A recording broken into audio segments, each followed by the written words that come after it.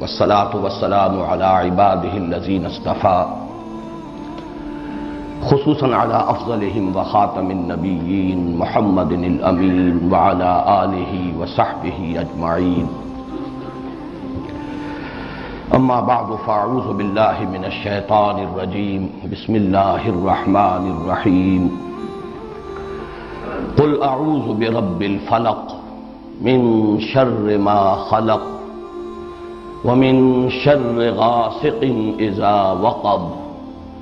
ومن شر النفاثات في العقد ومن شر حاسد إذا حسد. بسم الله الرحمن الرحيم. قل أعوذ برب الناس ملك الناس إله الناس من شر الوسواس الخناس الذي يوسوس في صدور الناس من الجنة والناس. صدق الله العظيم. رب اشرح لي صدري ويسر لي أمري واحلل عقدة من لساني يفقهوا قولي. اللهم ربنا ألهمنا رشدنا وأعذنا من شرور أنفسنا. اللهم أرنا الحق حقا وارزقنا اتباعه وأرنا الباطل باطلا وارزقنا اجتنابه. اللهم ارحمنا بالقرآن العظيم واجعله لنا إماما ونورا وهدى ورحمة. اللهم ذكرنا منه ما نسينا وعلمنا منه ما جهلنا وارزقنا تلاوته آناء الليل وآناء النهار واجعله لنا حجة يا رب العالمین آمین. اللہ تعالیٰ کا بڑا فضل و کرم ہے اور اس کا لاکھ لاکھ احسان ہے کہ ہمارا یہ سلسلے وار درس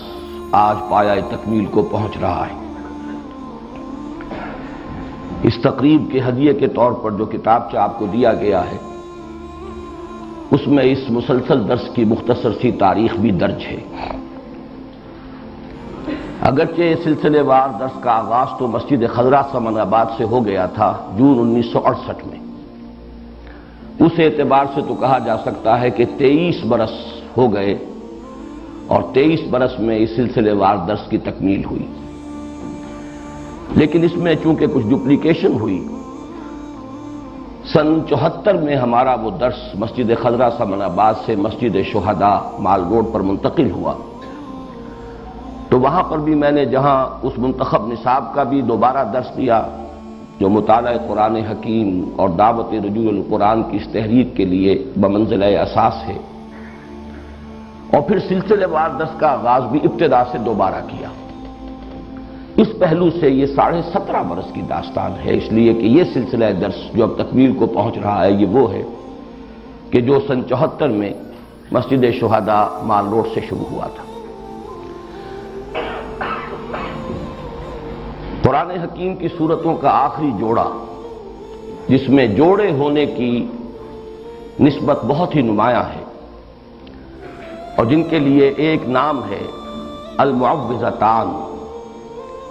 ان میں سے ایک سورت کا ہم مطالعہ پچھلے ہفتے کر چکے ہیں. لیکن میں نے اس وقت تلاوت ان دونوں سورتوں کی ہے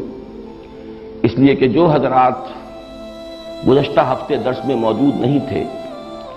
ایک تو یہ کہ ان کے سامنے ان معوذتان کی جو دونوں کی مشترک خصوصیات ہیں جو میں بیان کر چکا ہوں، اور کچھ تمہیدی باتیں کہ جو میں عرض کر چکا ہوں گزشتہ درس کے ضمن میں، ان کا بھی اجمالی اعادہ کر دیا جائے تاکہ وہ حضرات جو گزشتہ درس میں شریک نہیں تھے ان کے علم میں بھی وہ چند بنیادی اور تمہیدی باتیں آ جائیں. سب سے پہلے لغوی بحث ہے عاذ یعوذ، کسی کی پناہ میں آنا، کسی کی حفاظت میں آنا، کسی سے پناہ طلب کرنا. یہ مادہ جو ہے مختلف ابواب سے قرآن حکیم میں بھی آیا ہے اور ویسے بھی عام استعمال میں بھی اس کے مصدر مختلف ابواب سے آتے ہیں. عاذ یعوذ ثلاثی مجرد سے اس کے معنی ہے خود پناہ طلب کرنا، خود حفاظت چاہنا، خود کسی کی پناہ میں آنا. یہی مفہوم ہوگا باب تفاعل سے، تعوذ یا تعوذ، اسی سے ہمارے ہاں مستعمل ہے لفظ تعوذ کے بعد انہوں نے یہ فرمایا، تعوذ کے بعد تلاوت کی۔ یہی مفہوم ہے باب استفعال سے، استعاذہ، جیسے کہ قرآن حکیم میں آیا ہے فَإِذَا قَرَأْتَ الْقُرْآنَ فَاسْتَعِذْ بِاللَّهِ، استعاذہ، اس کا مفہوم بھی ہوگا کسی کی پناہ میں آنا، کسی کی پناہ طلب کرنا خود اپنے لیے۔ لیکن باب افعال سے اور باب تفعیل سے اس کا متعدی مفہوم بنتا ہے۔ اعاذ یعیذ، کسی اور کے لیے پناہ طلب کرنا یا کسی کو کسی کی پناہ میں دینا، جیسے کہ حضرت مریم کی والدہ سلام علیہما، ان کا قول نقل ہوا ہے قرآن حکیم میں سورہ آل عمران میں، وَإِنِّي أُعِيذُهَا بِكَ وَذُرِّيَّتَهَا مِنَ الشَّيْطَانِ الرَّجِيمِ، کسی کو پناہ میں دینا۔ اسی سے باب تفعیل میں تعویذ کا لفظ بنا ہے، جو ہمارے ہاں عام بول چال میں مستعمل ہے، تعویذ۔ تعویذ کے معنی بھی ہوں گے کسی کی پناہ میں دینا یا کسی اور کے لیے پناہ طلب کرنا۔ اسی سے یہ اس میں فاعل ہے المعوذتان، دو پناہ طلب کرنے والی صورتیں یا دو وہ صورتیں جو کسی کو کسی کی پناہ میں دیتی ہیں، انسانوں کو اللہ کی پناہ میں دینے والی ہیں۔ جیسے کہ میں نے عرض کیا، یہ قرآن حکیم میں جو صورتوں کے مابین نسبت زوجیت ہے، جوڑے جوڑوں کی شکل میں ہے، اکثر و بیشتر صورتیں قرآن حکیم کی، اس کی نمایاں ترین مثال یہی ہے۔ بلکہ یہ کہ سورہ فاتحہ جو پورے قرآن حکیم کے لیے ایک دیباچے کے طور پر ہے، مقدمے کے طور پر ہے، خود اپنی جگہ اتنی عظیم صورت ہے کہ اسے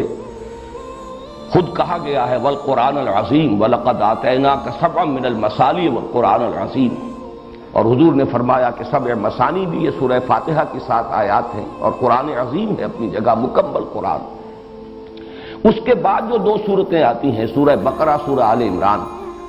ان کو بھی حضور نے ایک نام دیا ہے، لیکن وہ زیادہ مشہور و معروف نہیں ہے۔ الزہراوان، الزہراوین، 2 نہایت تابناک اور نہایت روشن صورتیں، سورہ بقرہ، سورہ آل عمران۔ بلکہ ان کے لیے یہ آتا ہے کہ یہ میدان حشر میں غیایتان یا غمامتان کی شکل میں ظاہر ہوں گی، 2 ایسی بدلیوں کی شکل میں، یا 2 جیسے پرندوں کے جھنڈ جیسے ہوتے ہیں جن سے سایہ ہو جاتا ہے، تو حشر میں ان کا ظہور ہوگا اس صورت میں۔ اور جن لوگوں کو ان صورتوں سے محبت تھی اور جو تعلق خاطر رکھتے تھے ان کے ساتھ، ان پر وہ سایہ کریں گی میدان حشر۔ تو ابتدا میں بھی الزہراوین اور اختتام پر المعوذتین۔ باقی یہ کہ جوڑے ہونے کی نسبت قرآن حکیم میں بعض مقامات پر بہت نمایاں ہے، بعض مقامات پر قدر خفی ہے، یہاں پر وہ نسبت بہت نمایاں ہے۔ ایک تو یہ کہ ایک ہی مضمون ہے، صاف نظر آ رہا ہے، تعوذ، تعویذ۔ پھر یہ کہ اس کو جو تقسیم کیا گیا ہے، اس کے اعتبار سے ہمیں یہ نظر آتا ہے کہ یہ کوئی الٹپ تقسیم نہیں ہے، بلکہ بڑی حکیمانہ تقسیم ہے۔ یہ ایک مضمون کو مکمل کرنا ہے 2 حصوں میں، اور صحیح تر تمثیل ہوگی کہ یہ ایک تصویر کے 2 رخ ہیں۔ انسان پر کچھ آفات وہ ہیں جو خارج سے اس پر وارد ہوتی ہیں، اثر انداز ہوتی ہیں، ان سے پناہ طلب کرنے کی تلقین ہے سورۃ الفلق میں۔ قل اعوذ برب الفلق من شر ما خلق ومن شر غاسق اذا وقب ومن شر النفاثات في العقد ومن شر حاسد اذا حسد۔ اور ایک مصیبت وہ ہے جو خود انسان کے اپنے اندر سے ہو کر اس پر اثر انداز ہوتی ہے، وہ وسوسہ۔ ظاہر بات ہے کہ وسوسہ جو ہے وہ چاہے شیاطین انس کی طرف سے ہو یا شیاطین جن کی طرف سے ہو، وہ خود انسان کے باطن پر اثر انداز ہوتا ہے۔ نفس کے اندر جو داعیات موجود ہیں، اس کا اپنے نفس امارہ، اس کی اپنی حیوانی جبلتیں، اس کے اپنے اینیمل انسٹنکٹس، وہ ہیں کہ جو بھڑکتے ہیں، مشتعل ہوتے ہیں، اور اس سے پھر انسان کے دین اور ایمان کو، اس کی سلامتی کو خطرہ لاحق ہوتا ہے۔ تو بہترین حکیمانہ تقسیم کر دی گئی، خارج سے اثر انداز ہونے والے خطرات اور مضرات وہ سورۃ الفلق میں، اور انسان کے اپنے باطن میں سے ہو کر اس کے دین و ایمان پر ڈاکہ ڈالنے والی مصیبت، اس سے تعوذ سورۃ الناس میں۔ پھر ایک اس میں عکسی ترتیب بھی ہے۔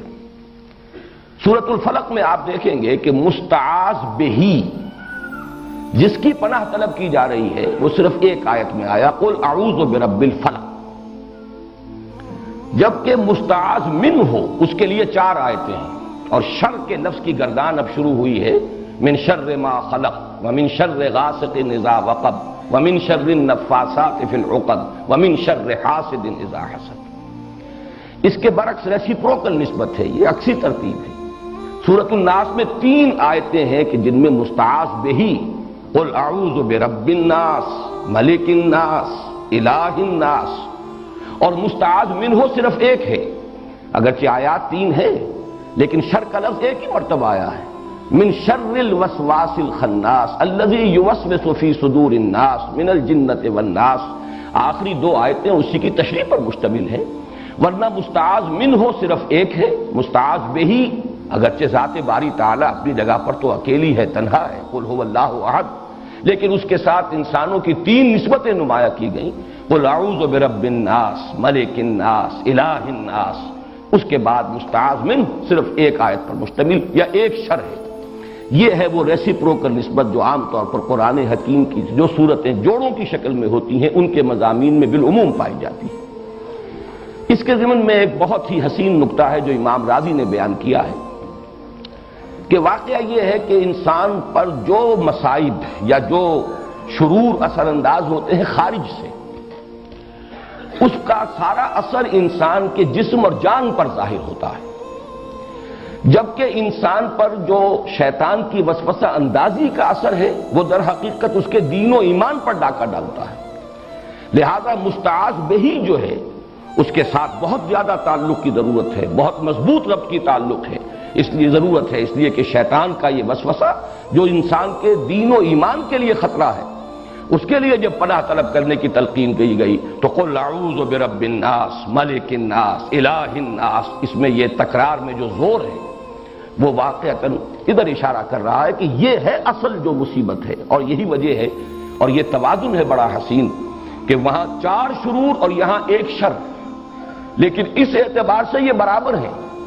کہ وہ جتنے مضرتیں ہیں وہ انسان کے جسم و جان پر کسی مصیبت یا تکلیف کی شکل میں اثر انداز ہوتی ہیں، جبکہ یہ مصیبت جو ہے اس کے دین و ایمان پر ڈاکہ ڈالنے والی ہے، جس سے کہ اس کی ابدی زندگی جو ہے حیات اخروی اسے خطرہ لاحق ہو جائے۔ تیسری تمہیدی بات ان صورتوں کے بارے میں زمانہ نزول سے متعلق ہے، اگرچہ سلف میں بھی رائے موجود ہے کہ یہ دونوں صورتیں مکی ہیں، اور ہمارے اس دور کے مفسرین میں سے مولانا مودودی صاحب نے بھی اس رائے کو قبول کیا ہے، لیکن اکثر مفسرین کا اس پر اجماع ہے کہ یہ صورتیں مدنی ہیں، اور اس کے ضمن میں خاص طور پر ایک صحیح حدیث صحیح مسلم میں جو موجود ہے حضرت عقبہ ابن عامر رضی اللہ تعالیٰ عنہ سے، میرے نزدیک وہ فیصلہ کن ہے، اس لیے کہ ان کا قول یہ موجود ہے کہ جس رات یہ صورتیں نازل ہوئیں، اور حضرت عقبہ ابن عامر انصاری ہیں، یہ ہجرت کے بعد ایمان لائے ہیں، بلکہ غالباً سن 7 میں یہ ایمان لائے ہیں، وہی سن جو حضرت ابو ہریرہ کے ایمان لانے کا سن ہے۔ تو جس رات یہ آیات صورتیں نازل ہوئی ہیں اور ایک ہی شب میں نازل ہوئی ہیں، بیک وقت نازل ہوئی ہیں، اور یہ بات بھی خاص طور پر جوڑے ہونے کے اعتبار سے قابل غور ہے، قابل توجہ ہے کہ بیک وقت نازل ہوئی لیکن جوڑے کی شکل میں نازل ہوئی، ان کو ایک جوڑے کی صورت دے کر نازل کیا گیا، حالانکہ اس پورے مضمون کو کسی ایک صورت میں بھی جمع کیا جا سکتا تھا۔ تو صبح کے وقت حضور نے فرمایا حضرت عقبہ ابن عامر سے رضی اللہ تعالی عنہ کہ کیا تم نے دیکھا آج جو مجھ پر آیات نازل ہوئی ہیں، الفاظ یہ حضور کے الم ترى آیات انزلت اللیلۃ لم یری مثلہن، ویسی آیات اس سے پہلے کبھی نہیں دیکھی گئیں، اور حضور کا یہ معمول بھی ہمارے علم میں ہے کہ آپ اس سے پہلے مختلف آپ سے دعائیں منقول ہیں تعوذ کی، مختلف الفاظ میں آپ اللہ تعالیٰ کی پناہ طلب کیا کرتے تھے مختلف آفات سے، لیکن جب یہ صورتیں نازل ہو گئی تو پھر آپ نے اپنی بقیہ تمام دعاؤں کو ترک کر کے صرف انہی دونوں صورتوں کو معمول بہی بنا لیا، انہی کے ذریعے سے تعوذ، اس لیے کہ اب یہ جامع ترین کلمات ہیں، لم یری مثلہن، ان جیسی تو آیات دیکھی ہی نہیں گئی۔ پھر یہ کہ ثانوی طور پر اس چیز کو تقویت پہنچاتی ہے یہ بات بھی کہ حضور صلی اللہ علیہ وسلم پر جو جادو کیا گیا، اجمالاً اس کی روایات صحیحین میں موجود ہیں، بخاری اور مسلم دونوں میں،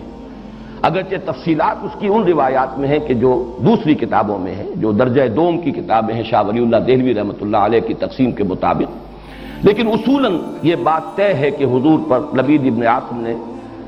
جادو کیا اور اس جادو کے کچھ اثرات بھی عارضی طور پر آپ پر ظاہر ہوئے، اور ان صورتوں کی نزول کا یہ بھی ذکر آتا ہے کہ در حقیقت اسی جادو کے اثرات کو زائل کرنے کے لیے اللہ تعالیٰ کی طرف سے یہ دو صورتیں ہیں جو حضور کو تلقین فرمائی گئی۔ اس سے بھی اس چیز کو تقویت حاصل ہوتی ہے کہ یہ صورتیں مدنی ہیں۔ اب آئیے ہم سورۃ الناس کا مطالعہ شروع کرتے ہیں۔ معوذتین کے بارے میں ایک بات اور نوٹ کر لیجئے، اور یہ میں نے سورہ اخلاص کے درس کے ضمن میں عرض کی تھی کہ ان دونوں کا تعلق ایک جوڑے کی شکل میں یہ دونوں صورتیں ہیں، قل اعوذ برب الفلق قل اعوذ برب الناس، اور دونوں کا ایک بڑا معنوی اور گہرا ربط ہے سورہ اخلاص کے ساتھ، اور سورہ اخلاص کے ساتھ یہ جڑی ہوئی ہیں لفظ الصمد کے حوالے سے۔ قل هو اللہ احد اللہ الصمد، اور صمد کے لفظ کے اگرچہ بہت سے معنی بیان ہوئے ہیں، مختلف تعبیرات کی گئی ہیں، لیکن جس چیز پر کہ تقریباً اجماع ہے، صمد وہ ہستی ہے جس کی طرف رجوع کیا جائے پناہ کے لیے، مدد کے لیے، جس کی پناہ حاصل کی جائے، جس کی پشت پناہی چاہی جائے، جیسے کہ وہ چٹان کہ اگر جنگ ہو رہی ہو، کہیں مقابلہ ہو، تو جس لشکر کے پیچھے چٹان ہے وہ گویا کہ محفوظ ہے اس کا عقب جو ہے، اور اس اعتبار سے ہمیشہ وہ چٹان کو اپنے پیچھے رکھ کر یا کوئی پہاڑ کے دامن میں آ کر، تاکہ ایک طرف سے خطرہ ہو صرف سامنے سے، پیچھے سے کوئی خطرہ لاحق نہ ہو، تو اس چٹان کو بھی صمد کہا جاتا ہے۔ بڑے بڑے سردار جو ہوتے تھے انہیں صمد کہا جاتا تھا، اور یہ لفظ وہ ہے جو قرآن حکیم میں صرف ایک مرتبہ آیا، قل هو اللہ احد اللہ الصمد۔ تو یہ جو اللہ تعالیٰ کی ذات کی شان ہے کہ اسی کی پناہ طلب کی جا سکتی ہے، تمام آفات سماویہ ہوں، ارضیاں ہوں، خارجی ہوں، باطنی ہوں، نفسانی ہوں، یا یہ کہ مادی ہوں، ان سب سے جس ہستی کی پناہ طلب کی جانی چاہیے یا کی جا سکتی ہے، یا جو ہستی کے پناہ دے سکتی ہے، وہ صرف ایک ہے اور وہ اللہ ہے۔ قل هو اللہ احد اللہ الصمد، اس حوالے سے یہ پناہ طلب کرنے کی تلقین اس ذات سے جو صمد ہے اپنی شان میں، اس سے پناہ طلب کرو کن کلمات سے؟ قل اعوذ برب الفلق الى آخر السورہ، قل اعوذ برب الناس الى آخر السورہ۔ تو گویا کہ یہ دونوں صورتیں آپس میں جوڑے ہونے کی حیثیت رکھتی ہیں، اور پھر دونوں کی دونوں منسلک ہیں سورہ اخلاص سے، اور اس کے خاص طور پر لفظ الصمد سے۔ یہی وجہ ہے کہ حضور صلی اللہ علیہ وسلم کا جو معمول ہمیں معلوم ہوتا ہے مختلف روایات سے، اور یہ بھی صحیحین کی روایات بھی ہیں، کہ آپ رات کو سونے سے قبل اپنی دونوں ہتھیلیوں کو جوڑ لیتے تھے، اور ان پر یہ 3 صورتیں آپ تلاوت کر کے پھونکتے تھے، سورہ اخلاص اور معوذتین، اور پھر اپنے دونوں ہاتھوں کو جسم پر پھیر لیتے تھے جہاں جہاں تک بھی وہ ہاتھ پہنچ سکے۔ اور یہ آپ کا ایسا مستقل معمول تھا کہ نبی اکرم صلی اللہ علیہ وسلم جب بیمار ہوئے مرض وفات میں، اور جب آپ کی نقاہت بہت بڑھ گئی، پھر یہی عمل حضرت عائشہ کرتی رہی رضی اللہ تعالیٰ عنہ، حضور کے ہاتھ اپنے ہاتھ میں لے کر اور اس پر وہ پڑھ کر پھونکا، اور پھر حضور کے ہاتھوں کو اپنے ہاتھوں کے ذریعے سے ہاتھ پکڑ کر حضور کا، اور وہ آپ کے پورے جسم پر جیسے آپ کا معمول تھا آپ پھیرتی تھی۔ اس میں یہ تینوں صورتیں حضور نے جمع کی، اور بعض روایات میں لفظ بھی آتا ہے معوذات، یہ تینوں مل کر بھی در حقیقت ایک مضمون کی چونکہ تکمیل کر رہی ہیں۔ تو میں نے ایک لفظ جو ہے جو حضرات مستقلاً میرے اس درس میں شریک رہے انہیں معلوم ہے کہ 6 سوروں کی میں نے ایک جو اصطلاح ہے اس کو عام کیا ہے کہ قرآن حکیم میں بعض جگہوں پر ایسا ہے کہ 2 صورتیں جوڑوں کی شکل میں ہے اور پھر ایک صورت ان کے ساتھ منسلک ہے، وہ ایک ضمیمے کے طور پر ہے، یا یہ کہ اس سے پہلے وہ آئی ہے اور وہ پریزائڈنگ پوزیشن میں ہے اور جوڑا اس کے ساتھ منسلک ہے، اور اس طریقے سے متعدد مقامات پر قرآن حکیم میں یہ 6 سورے یعنی 3 صورتوں کے سب گروپس وجود میں آئے۔ یہی معاملہ اس سے پہلے 6 سورے کا ہے، قل یا ایھا الکافرون منفرد مزاج کی صورت ہے، اور اس کے ساتھ منسلک ہے سورۃ النصر اور سورۃ اللہب۔ یہ دونوں در حقیقت اس پیشن گوئی پر مشتمل ہیں کہ فتح آ کر رہے گی، محمد کا مشن کامل ہو کر رہے گا صلی اللہ علیہ وسلم، کفر کی قوت ٹوٹ کر رہے گی، اور اس کا سب سے بڑا نمایاں چونکہ وہاں فرد ابو لہب تھا، اس کے ہاتھ ٹوٹ کر رہیں گے، وہ تباہ و برباد ہو کر رہے گا۔ یہ دونوں صورتیں در حقیقت ایک ہی مضمون کے 2 پہلوؤں کو بیان کر رہی ہیں، مدد آئے گی اور مشن کی تکمیل ہوگی، اور وہ وقت آئے گا کہ لوگ جوک در جوک اور فوج در فوج اللہ کے دین میں داخل ہوں گے۔ اسی مضمون کا گویا کہ عکس ہے، کفر کی طاقت ٹوٹ کر رہے گی، ابو لہب کے ہاتھ جو ہیں برباد ہو کر رہیں گے۔ یہ دونوں صورتیں جڑی ہوئی ہیں کس سے؟ جس میں اعلان برات کیا گیا، قل یا ایھا الکافرون لا اعبد ما تعبدون ولا انتم عابدون ما اعبد ولا انا عابد ما عبدتم ولا انتم عابدون ما اعبد لکم دینکم ولی دین۔ تو اس طرح پر قرآن حکیم کی یہ آخری 6 صورتیں 2 سہ سوروں کی شکل میں ہیں۔ سورہ کافرون اور ان کے ساتھ جوڑا سورۃ النصر، سورۃ اللہب، سورہ اخلاص اور اس کے ساتھ جوڑا معوذتین۔ اور اسی سے بات سمجھ میں آئے گی کہ ان دونوں سہ سوروں کے جو ابتدائی صورتیں ہیں، جو پریزائڈنگ پوزیشن میں ہیں دونوں سہ سوروں میں، ان کے درمیان بڑا گہرا ربط ہے۔ میں نے مثال بھی دی تھی، آج بھی عرض کر رہا ہوں کہ اگر 2 ٹرائنگلز آپ بنائیں اپنے سامنے ہی کاغذ پر، جن میں سے ایک کے اوپر سورہ کافرون اور نیچے کے دونوں زاویے جہاں ہیں وہاں سورۃ النصر اور سورۃ اللہب، اور دوسری ٹرائنگل کے اوپر سورہ اخلاص اور نیچے سورہ فلق اور سورۃ الناس، اب آپ دیکھیں گے کہ یہ دونوں جو ٹاپ پر ہیں سورہ کافرون اور سورہ اخلاص، یہ ایک دوسرے کے قریب آ جائیں گی، ان کا براہ راست ایک ربط و تعلق ہوگا۔ اور یہی ربط و تعلق ہمارے سامنے آتا ہے حضور کے معمولات میں۔ فجر کی 2 سنتوں میں سورہ کافرون اور سورہ اخلاص، یہ آپ کا ایک مستقل معاملہ تھا۔ اسی طریقے سے طواف کی 2 رکعتیں، پہلی رکعت میں سورہ کافرون، دوسری میں سورۃ اخلاص، معلوم ہوا کہ ان دونوں میں بڑا گہرا ربط ہے۔ پھر یہ کہ سورہ اخلاص کو جہاں کہا گیا ثلث قرآن کہ یہ 1/3 قرآن کے مساوی ہے، وہاں سورہ کافرون کو فرمایا گیا ربع قرآن، یہ بھی 1/4 قرآن کے مساوی ہے۔ تو ان دونوں صورتوں کی عظمت اور ان کا جو باہمی قرب اور مناسبت ہے وہ ان 6 سوروں کی ترتیب کو اگر سامنے رکھا جائے تو بہت نمایاں ہو جاتی ہے۔ اب آئیے، قل اعوذ برب الناس ملک الناس الہ الناس،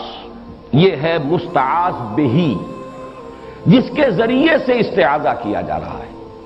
جس کی پناہ طلب کی جا رہی ہے، یا جس کی پناہ طلب کرنے کی تلقین کی جا رہی ہے۔ قل کے لفظ کو شامل کیجئے، کہو میں پناہ میں آتا ہوں، میں پناہ طلب کرتا ہوں لوگوں کے رب کی، لوگوں کے بادشاہ کی، لوگوں کے الہ اور معبود کی۔ یہ جو 3 الفاظ آئے ہیں اور ہم ان تینوں آیات پر ایک ہی وحدت کی حیثیت سے غور کریں گے، اس لیے کہ یہ مستعاذ بہ ہے، جس کی پناہ طلب کی جا رہی ہے، جس کی حفاظت چاہی جا رہی ہے۔ ان میں سب سے پہلے، جیسا کہ میں نے اپنے آخری درس میں عرض بھی کیا تھا، سورہ اخلاص کا جب ہم مطالعہ کر رہے تھے کہ اگرچہ اس سے پہلے درس کے دوران لفظ اللہ جو ہے، اللہ کا یہ نام بے شمار مرتبہ آیا ہے، لیکن شروع میں اس کی وضاحت کی تھی، اللہ کی لغوی بحث، اس کا مادہ کیا ہے، اس کے مفاہیم کیا ہیں، یا پھر میں نے سورہ اخلاص میں آ کر ان باتوں کو دہرایا ہے۔ اور میں نے عرض کیا تھا کہ لفظ رب کا جہاں تک تعلق ہے اس پر انشاءاللہ گفتگو ہوگی سورۃ الناس میں، حالانکہ یہ لفظ سورۃ الفلق میں بھی آ چکا ہے، قل اعوذ برب الفلق قل اعوذ برب الناس۔ آج میں چاہتا ہوں کہ اس لفظ کی بھی لغوی بحث، اور اس میں ایک اشکال ہے، وہ اشکال ہے کہ جس میں میں بھی بہت عرصے تک مبتلا رہا ہوں، اس لیے کہ عام طور پر اس لفظ کا ترجمہ کیا جاتا ہے پالن ہار، پروردگار، پرورش کرنے والا، درجہ بدرجہ ترقی دینے والا۔ حالانکہ یہ لفظ جب آتا ہے قرآن مجید میں، جیسے کہ سورہ بنی اسرائیل میں آیا ہے وَقُلْ رَبِّ ارْحَمْهُمَا كَمَا رَبَّيَانِي صَغِيرًا، اب یہ ربیانی یہ تربیت سے بنا ہے، باب تفعیل ہے، تربیہ۔ اب یہ کہ یہ مادہ را با با سے ہے یا را با وا سے ہے، اس میں بڑی بحث اور بڑا اشکال مجھے بھی رہا، اس لیے کہ در حقیقت را با با رب، اس کا اصل مفہوم جو سمجھ میں آتا ہے وہ ہے مالک ہونا، رب الدار، گھر کا مالک، رب المال، مال والا، جس کی انویسٹمنٹ ہے، مضاربت اگر ہے، ایک شخص جو ہے اس نے انویسٹ کیا ہے وہ رب المال ہے، اور دوسرا شخص جو ہے وہ مضارب ہے، وہ کام کر رہا ہے، محنت کر رہا ہے۔ تو رب کا لفظ جہاں بھی آتا ہے در حقیقت اپنے اصل مفہوم میں، اس کا مفہوم جو ہے لغوی، مجھے جو اشکال لاحق رہا وہ یہی تھا کہ وہ تو اس کے استعمالات کا اگر ہم جائزہ لیں تو وہ تو مالک ہونے کے مفہوم میں آتا ہے، رب المال، رب الدار، رب البیت۔ اس میں رب کا لفظ، اب جیسے خاص طور پر رب البیت، یہ جو خانہ کعبہ ہے اس کا رب، خانہ کعبہ کی تو کوئی تربیت نہیں، اس کی کوئی پرورش نہیں، اس کا کوئی پالنا پوسنا نہیں، وہاں تو در حقیقت رب کا مطلب مال جیسے رب المال ہے اسی طرح رب الدار ہے، مال والا گھر والا، مال کا مالک رب کا مالک گھر کا مالک۔ لیکن یہ کہ یہ لفظ جو ہے اب میں نے اس پر جب مزید غور کیا تو متعدد الفاظ ایسے ہیں کہ جس میں یہ را با با جس طریقے سے ہے، اسی طرح شین قاف قاف شق، دال سین سین 10، اس سے جب باب تفعیل میں مصدر بنتے ہیں، جیسے کہ وہاں پر شق سے جو شین قاف یا، یہ بھی مادہ ہے، شین قاف یا کا مادہ ہے جس کا مفہوم آتا ہے نامراد ہونا، شقاوت، شقی جو نامراد ہے، ناکام ہے۔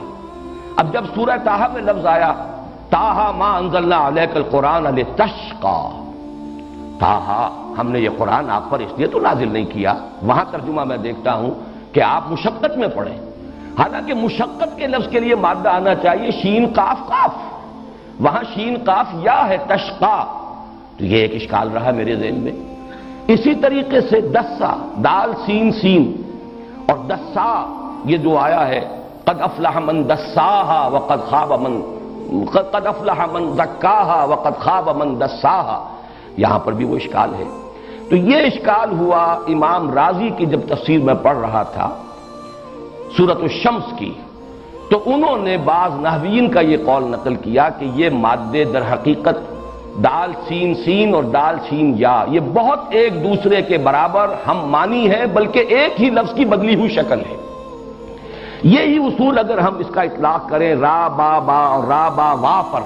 تو اس کا مطلب یہ ہے کہ یہ دونوں الفاظ بہت قریب ہیں، ان کو علیحدہ مادے بھی کہا جا سکتا ہے اور ایک مادہ بھی قرار دیا جا سکتا ہے۔ چنانچہ میں نے جب تحقیق کی ہے تو عجیب صورت سامنے آئی کہ لغت کے ایک بہت بڑے امام اور خاص طور پر مفردات القرآن کے مصنف، اتنی عظیم کتاب لکھنے والے امام راغب اصفہانی، انہوں نے را با با کے مادے کے ساتھ اس میں رب کے ساتھ صرف ربا یربی کو ایک ہی کہا ہے کہ یہ ربا یربی تربیتاً، اور را با با یہ در حقیقت ایک ہی مادہ، یہ دو مادے علیحدہ ہیں ہی نہیں۔ جبکہ فؤاد عبد الباقی، اس نے جو کتاب لکھی ہے المعجم المفہرس لالفاظ القرآن الحکیم، اس نے اس کو بالکل برعکس رب کے ساتھ صرف اربابن، ربیون، ربانیون، ربائب کے لفظ کو جمع کیا ہے، باقی اربا یربی، ربا یربی ان سب کو وہ ایک علیحدہ جو مادہ ہے اس کے ساتھ لیتے ہیں۔ اس اعتبار سے ان میں جو قرب ہے، ان میں جو ترادف پیدا ہو گیا ہے، اور دو اتنے عظیم جو ہمارے مفکرین ہیں لغت کے ماہرین، ان میں بھی یہ اختلاف پیدا ہوا، تو اس کی بنا پر یہ سمجھیے کہ یہ رب کا مفہوم جو عام طور پر عام ہو گیا ہے، پالنے والا، پوسنے والا، یہ اس وجہ سے ہے کہ یہ را با وا اور را با با یہ دونوں بالکل ہم معنی اور ایک دوسرے کے قریب اور مترادف یہ مادے ہیں۔ اس لیے عام طور پر ترجمہ جب بھی رب کا کیا جائے گا تو پالنہار، پروردگار، پالنے والا، پوسنے والا، بلکہ یہ کہ امام راغب اصفہانی نے تو کہا ہی یہ ہے کہ را با با ہے ہی تربیہ، اور تربیہ کا مفہوم کیا ہے؟ کسی شے کو حالن فحالن ترقی دینا، درجہ بدرجہ ترقی دیتے ہوئے اس کے نقطۂ عروج تک، اس کے نقطۂ کمال تک پہنچا دینا، یہی لفظ رب کا اصل مفہوم ہے۔ اس کے بعد آئیے دوسرا لفظ ملک، اس میں بھی نوٹ کیجئے ملکیت، مالکیت اور اس سے آگے ملکیت، بادشاہت، یہ بھی مادہ تو ایک ہی ہے۔ یہی وجہ ہے کہ سورہ فاتحہ میں مالک یوم الدین بھی ہے اور ملک یوم الدین بھی اس کی قرأت موجود ہے۔ مالک اور ملک میں کوئی فرق نہیں، اس لیے کہ ملکیت ہی پہ سارا معاملہ ہے۔ جو شے میری ملکیت ہے اس کا مطلب یہ ہے کہ میں اس میں حق تصرف رکھتا ہوں، جو چاہوں اس کے ساتھ معاملہ کروں، اور یہی حق تصرف ایک اجتماعی سطح پر آ کر بادشاہت کا تصور جو ہے اس کو جنم دیتا ہے۔ بادشاہ جو ہے جیسے کہ فرعون کا قول نقل ہوا قرآن حکیم میں، الیس لی ملک مصر، کیا مصر کی بادشاہی میرے لیے نہیں؟ وَهَذِهِ الْأَنْهَارُ تَجْرِي مِن تَحْتِي، اور یہ جو دریا ہیں یا جو نہریں بہ رہی ہیں وہ میرے نظم کے تحت، میرے کنٹرول میں۔ آج کی اصطلاح میں ہم کہہ سکتے ہیں کہ جس کو چاہوں موگا دوں، جس کو چاہوں نہ دوں، جس کے لیے چاہوں موگا جو ہے اس کے پانی کے لیے میں اس کے میں اضافہ کر دوں، اور جس کے لیے چاہوں اس کے اندر کمی کر دوں، یہ میرا اختیار ہے۔ تو در حقیقت ملکیت، مالکیت اور ملکیت یہ ایک ہی مادے کی مختلف شکلیں ہیں، اس لیے کہ جو شخص کسی شے کا مالک ہو، جو ہستی، وہی در حقیقت اس کی بادشاہ ہے، اس کو اس کے اندر اختیار حاصل ہے تصرف کا کہ جس طرح چاہے تصرف کرے۔ کیا یہاں کچھ دریوں کا انتظام نہیں کیا تھا؟ کچھ لوگ کھڑے ہوئے ہیں، مجھے تو آپ حضرات آگے آ جائیے، چاہے یہاں بیٹھ جائیں جب تک دریا نہیں آ رہی، لیکن کھڑے رہنا تو درست نہیں ہے۔ تیسرا لفظ جو ہے الہ، اس پر جیسا کہ میں نے عرض کیا ہے، میں سورہ اخلاص کے درس کے ضمن میں تفصیلاً عرض کر چکا ہوں۔ اب میں چاہتا ہوں کہ ان تینوں الفاظ کے حوالے سے حکمت قرآنی کا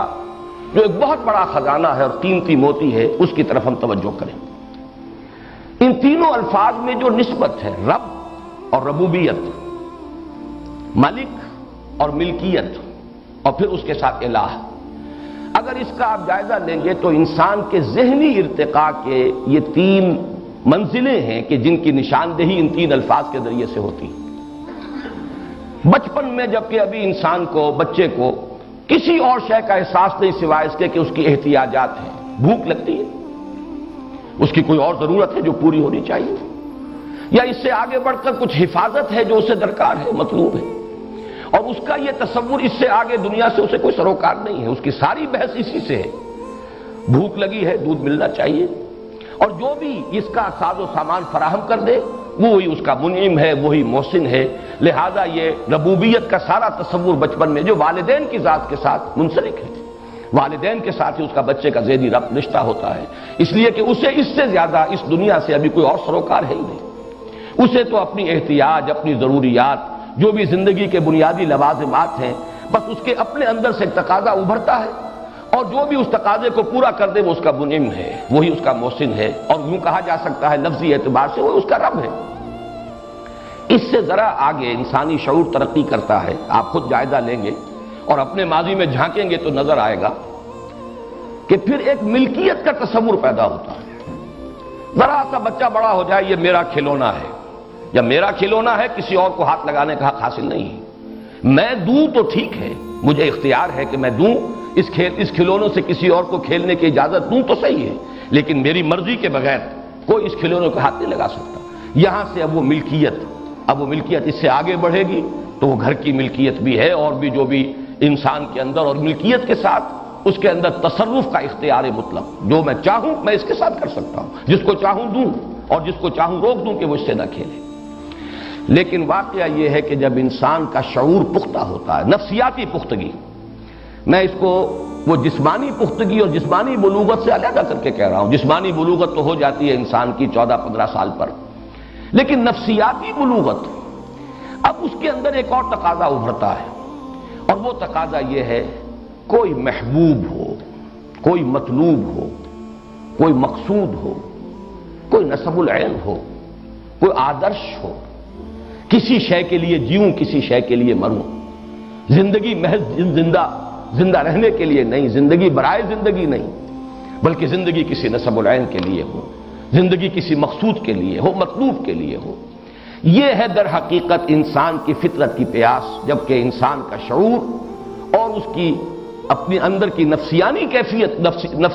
کیفیت جب بلوغ کو پہنچتی ہے تو ایک محبوب، یا اسی کے لیے ایک لفظ اور استعمال کیجئے،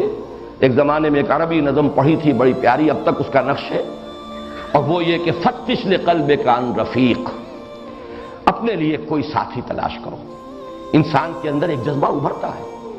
اگرچہ یہ کہ جیسے کہ حضور صلی اللہ علیہ وسلم کا بھی جو آخری الفاظ آپ کی زبان مبارک سے ادا ہوئے ہیں آپ کے انتقال سے کے عین وقت، ان میں بھی یہی لفظ آیا ہے، اللہم فی الرفیق الاعلی، رفیق اعلی، بس اب اسی کی طرف مراجعت ہے، اب تو پروردگار تیرا ہی قرب درکار ہے، بس وہی اب، یعنی گویا کہ دنیا سے، جیسے کہ روایات میں آتا ہے کہ حضور نے فرمایا تھا کہ انبیاء کو ایک اختیار دیا جاتا ہے، جب موت کا وقت آتا ہے ان کا اس دنیا سے نقل مکانی کا، تو وہ انہیں ایک اختیار دیا جاتا ہے، چاہیں تو ابھی اور رہیں اور چاہیں تو آپ براجعت اختیار کر لیں، آپ کا مشن مکمل ہوا، آپ کی بات جس حد تک مطلوب تھی ہو چکی، اب آپ چاہیں تو رہیے مزید اور چاہیں تو واپس تشریف لے آئیے۔ اس وقت کی در حقیقت اسی کا جواب ہے اللہم فی الرفیق الاعلی۔ تو یہ رفیق جو ہے فتش لقلبک عن رفیق، وتجول وحدك في القفار كمسافر يبغي الديار لكنه فقد السبيل افما لقلبك من مسيرك من دلیل فتش لقلبك عن رفیق. کوئی دوست، کوئی محبوب، کوئی جسے وہ چاہے، جس سے محبت کرے، جس کے لیے ایثار کرے، جس کے لیے قربانی کرے، جس کے لیے جیے، جس کے لیے مرے، یہ کوئی ہستی، یہ در حقیقت فطرت انسانی کی پکار ہے. اسی کے لیے الفاظ استعمال ہوں گے. آدرش، نصب العین. جو انسان اللہ تک نہیں پہنچ پاتے وہ کوئی وطن کو اپنا آدرش بناتا ہے، نصب العین بناتا ہے، وطن کے لیے جیتا ہے، وطن کے لیے مرتا ہے. کوئی کسی نظریے کو، کسی تصور کو، ایک تصور کے حسن مبہم پر ساری ہستی لٹائی جاتی ہے. کوئی تصور ہے، کوئی عزم ہے. لوگوں نے اشتراکیت کے لیے جانیں دی ہیں، لوگوں نے اپنے وطن پر جانوں کو قربان کیا ہے، لوگوں نے کسی اور شے کی عظمت کے لیے سب کچھ تج دیا. یہ در حقیقت انسان کی فطرت کی وہ پکار ہے کہ کوئی محبوب، کوئی مطلوب، کوئی مقصود، کوئی نصب العین، کوئی آدرش. یہ تین اگر سٹیجز آپ کے ذہن میں رہیں انسان کے نفسیاتی، ذہنی، فکری ارتقاء کی، کہ سب سے پہلی منزل ہے میری ضروریات. مجھے کھانے کو چاہیے، مجھے پینے کو چاہیے، مجھے رہنے کو چاہیے، مجھے کسی کی حفاظت چاہیے، مجھے کسی کی مدد اور نصرت کی ضرورت ہے، کوئی روزی رساں، کوئی مشکل کشا، کوئی پشت پناہ، کوئی حمایتی. یہ ہے سب سے پہلا. اس کے بعد دوسری سٹیج ہے ملکیت، جسے قرآن مجید میں دوسرے مقام پر یوں تعبیر کیا گیا ہے: اعلموا انما الحیات الدنیا لعب ولہو وزینۃ وتفاخر بینکم. اب یہ جو فخر کا مرحلہ آتا ہے، میں، میری جائیداد، میرے اموال، میری اولاد، تکاثر فی الاموال والاولاد، یہ سارا معاملہ وہ ہے جس میں میری ملکیت، میرا ساز و سامان، میرا اختیار، یہ ملکیت، ملکیت، یہ دوسرا تصور ہے، ملکیت. اور تیسرا جو ہے کوئی آدرش، کوئی نصب العین، کوئی محبوب، کوئی مطلوب. بالکل اسی ترتیب سے یہ تین الفاظ آئے ہیں. اصل میں انسان کی عقل کی پختگی، یہ تو میں نے انسان کی نفسیاتی ارتقاء کے مراحل بیان کیے. عقل کی پختگی کیا ہے؟ انسان پہچان لے کہ اگرچہ میری ضروریات زندگی بے شمار سلسلوں سے ہو کر آ رہی ہیں. سورج کی تمازت بھی ہے جس سے فصلیں پکتی ہیں، یہ ہوائیں چلتی ہیں، بارشیں برستی ہیں، پانی ہے، اس کے بغیر کوئی سوال ہی نہیں. بارش نہ برسے تو فصل نہیں ہوگی، فصل نہیں ہوگی تو کھانے کو کچھ نہیں ملے گا. یہ سارا سلسلہ اسباب اپنی جگہ پر ہے، لیکن عقل ایک ہی چھلانگ میں پھر پہنچتی ہے مسبب الاسباب پر، کہ یہ سارا سلسلہ اسباب کسی ایک ہستی کی گرفت میں ہے. رب وہی ہے. والدین کی ربوبیت کا تصور جو بالکل بچپن میں ہوتا ہے آغاز میں، اس سے ابھر کر پھر یہ تصور جب آتا ہے رب الناس، کل کائنات کا. بلکہ یہ کہ اب سورہ فاتحہ کی پہلی آیت سامنے لائیے، الحمدللہ رب العالمین. اور ہر جگہ آپ نوٹ کریں گے قرآن حکیم میں کہ ہر جگہ پر یہ رب کا لفظ جو ہے یہ سب سے پہلے لایا گیا ہے. سورہ بقرہ کی جو تیسرے رکوع کی پہلی آیت ہے، یا ایھا الناس اعبدوا ربکم الذی خلقکم، اے لوگو بندگی کرو اپنے اس رب کی جس نے تمہیں پیدا کیا. بلکہ پہلی آیات جو نازل ہوئی، اقرا بسم ربک الذی خلق، پڑھو اپنے اس رب کے نام سے جس نے پیدا کیا. اس لیے کہ در حقیقت ربوبیت ہی کا تصور ذہن انسانی کے اندر سب سے پہلے آنے والا تصور ہے، بالکل عہد طفولیت میں اپنی احتیاج کا تصور، اپنی ضرورتوں کا تصور. لیکن یہ کہ عقل جو ہے اس تمام سلسلہ اسباب کو تو سائنس نے کھنگالا ہے. ہمیں معلوم ہے کہ کس طریقے سے سورج کی تمازت سے بخارات جاتے ہیں اور وہ بارش بنتے ہیں، پھر وہ زمین پر آتے ہیں، ہوائیں چلتی ہیں، کہاں سے کہاں بادلوں کو لے جاتی ہیں. پھر یہ کہ فصلیں جب ابھرتی ہیں تو پکتی ہیں سورج کی تمازت سے، یہ سب کچھ معلوم. لیکن جسے اس سے اگلی بات بھی معلوم ہو گئی کہ یہ پورا سلسلہ اسباب اللہ تعالیٰ کے قبضہ قدرت میں ہے، وہ گویا کہ اس نتیجے پر پہنچا کہ رب الناس اور رب العالمین وہی ہے اللہ. الحمدللہ رب العالمین. اسی طرح یہ میری میز اور یہ میری کرسی اور یہ میرا کھلونا اور یہ میرا مکان اور میرا سامان اور میرا ملک، میرا قبیلہ، میری قوم، میرا اختیار، میری حکومت، الیس لی ملک مصر، یہ سب کچھ ہے. لیکن یہ کہ انسان کی عقل کی رسائی جو ہے اگر ہو جائے حقیقت تک تو ملک الناس، بادشاہ حقیقی اللہ ہے.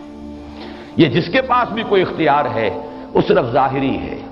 یا تو ہم کہیں گے ظاہری ہے. جب ہم کہتے ہیں لا حول ولا قوت الا باللہ، بظاہر مجھے محسوس ہو رہا ہے کہ یہ مجھے نقصان پہنچا سکتا ہے، یہ اس وقت گن لے کر میرے سامنے کھڑا ہے، نشانہ بھی لے لیا ہے، میری جان گویا کہ اس کے قبضہ قدرت میں آ گئی ہے، ذرا سی انگلی کی حرکت جو ہے اس سے میری جان یہ لے لے گا۔ یہ سب کچھ دیکھ کر بھی انسان جب کہتا لا حول ولا قوت الا باللہ، لا مؤثر فی الحقیقت الا اللہ، لا فاعل فی الحقیقت الا اللہ، تو معلوم ہوا کہ اختیار مطلق تو اللہ کا ہے۔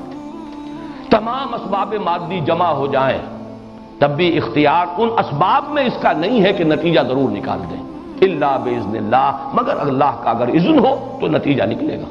اللہ کا اذن نہیں ہے تو نتیجہ نہیں نکلے گا۔ اس لیے کہ بادشاہ حقیقی صرف اللہ ہے،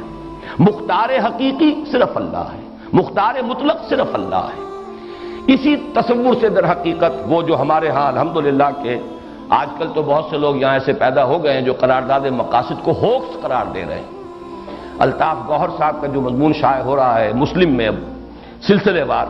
اس کی پہلی قسم میں انہوں نے قرارداد مقاصد کو ایک ہوکس قرار دیا، ایک فراڈ قرار دیا۔ لیکن واقعہ یہ ہے کہ وہ تو میں سمجھتا ہوں کہ اس صدی کے بڑے عظیم واقعات میں سے ایک واقعہ ہے کہ اس 20ویں صدی کے نصف کے قریب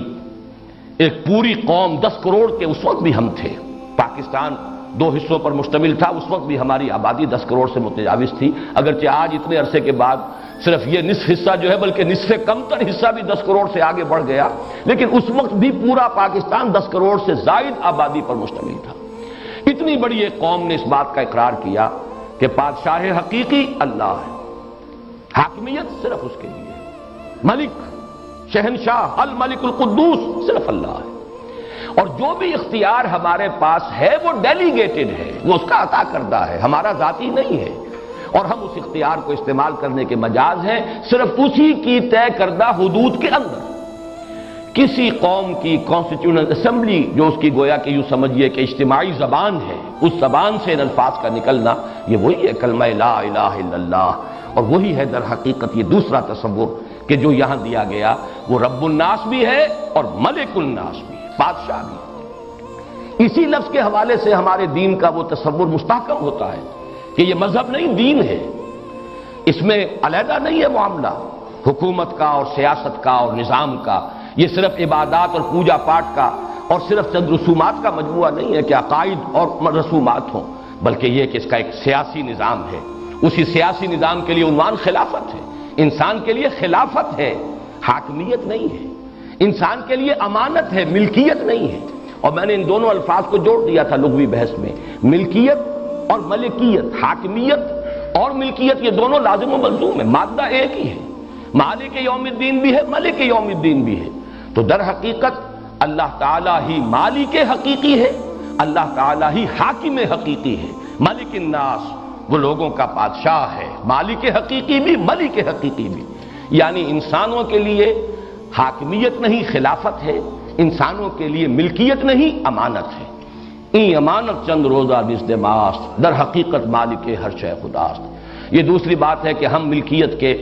اس فریب کے اندر مبتلا ہو جاتے ہیں، وہ جو ہلدی کی گانٹھ مل گئی ہے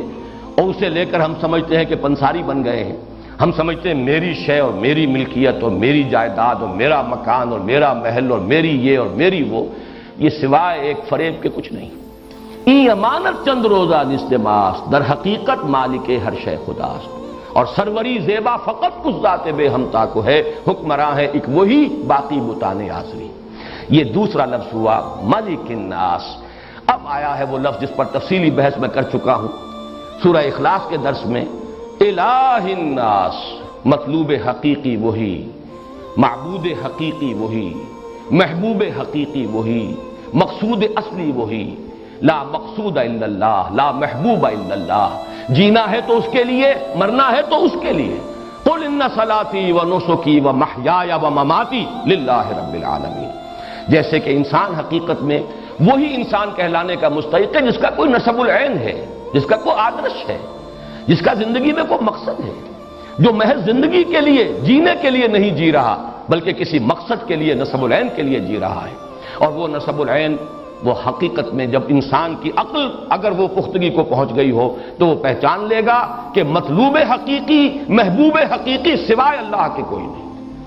یہ ہے آخری منزل انسانی فکر کے ارتقاء کی، لہذا یہاں اس ترتیب سے لائے قل اعوذ برب الناس۔ علامہ اقبال نے اسی فکر کو مختلف انداز میں بیان کیا ہے۔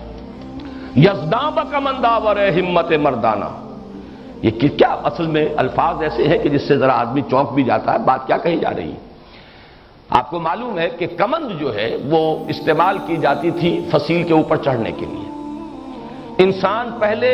اپنے زور بازو سے کمند کو پھینکتا تھا اوپر. جتنی اونچائی پر جا کر وہ کمند اٹک جائے گی اتنا ہی انسان اب اس کے سہارے سے جا سکتا ہے. اگر وہ 20 فٹ تک گئی ہے تو آپ 20 فٹ تک ہی جا سکتے ہیں, آگے تو نہیں جا سکتے. اگر آپ نے 40 فٹ تک پہنچا لی ہے تو آپ 40 فٹ تک پہنچ جائیے. تو پہلے کمند پھینکیے بلند, اور اس کے بعد آپ اس بلندی تک خود پہنچیں گے. یہ جو سورہ حج کے اندر فرمایا گیا ضعف الطالب والمطلوب, اگر مطلوب گھٹیا ہے تو طالب بھی گھٹیا ہی رہے گا. آدرش پست ہے تو انسانی شخصیت پست رہے گی. نصب العین جو ہے وہ بہت ہی نیچے ہے, لو ہے, تو انسانی شخصیت بھی بہت نچلی سطح پر رہے گی.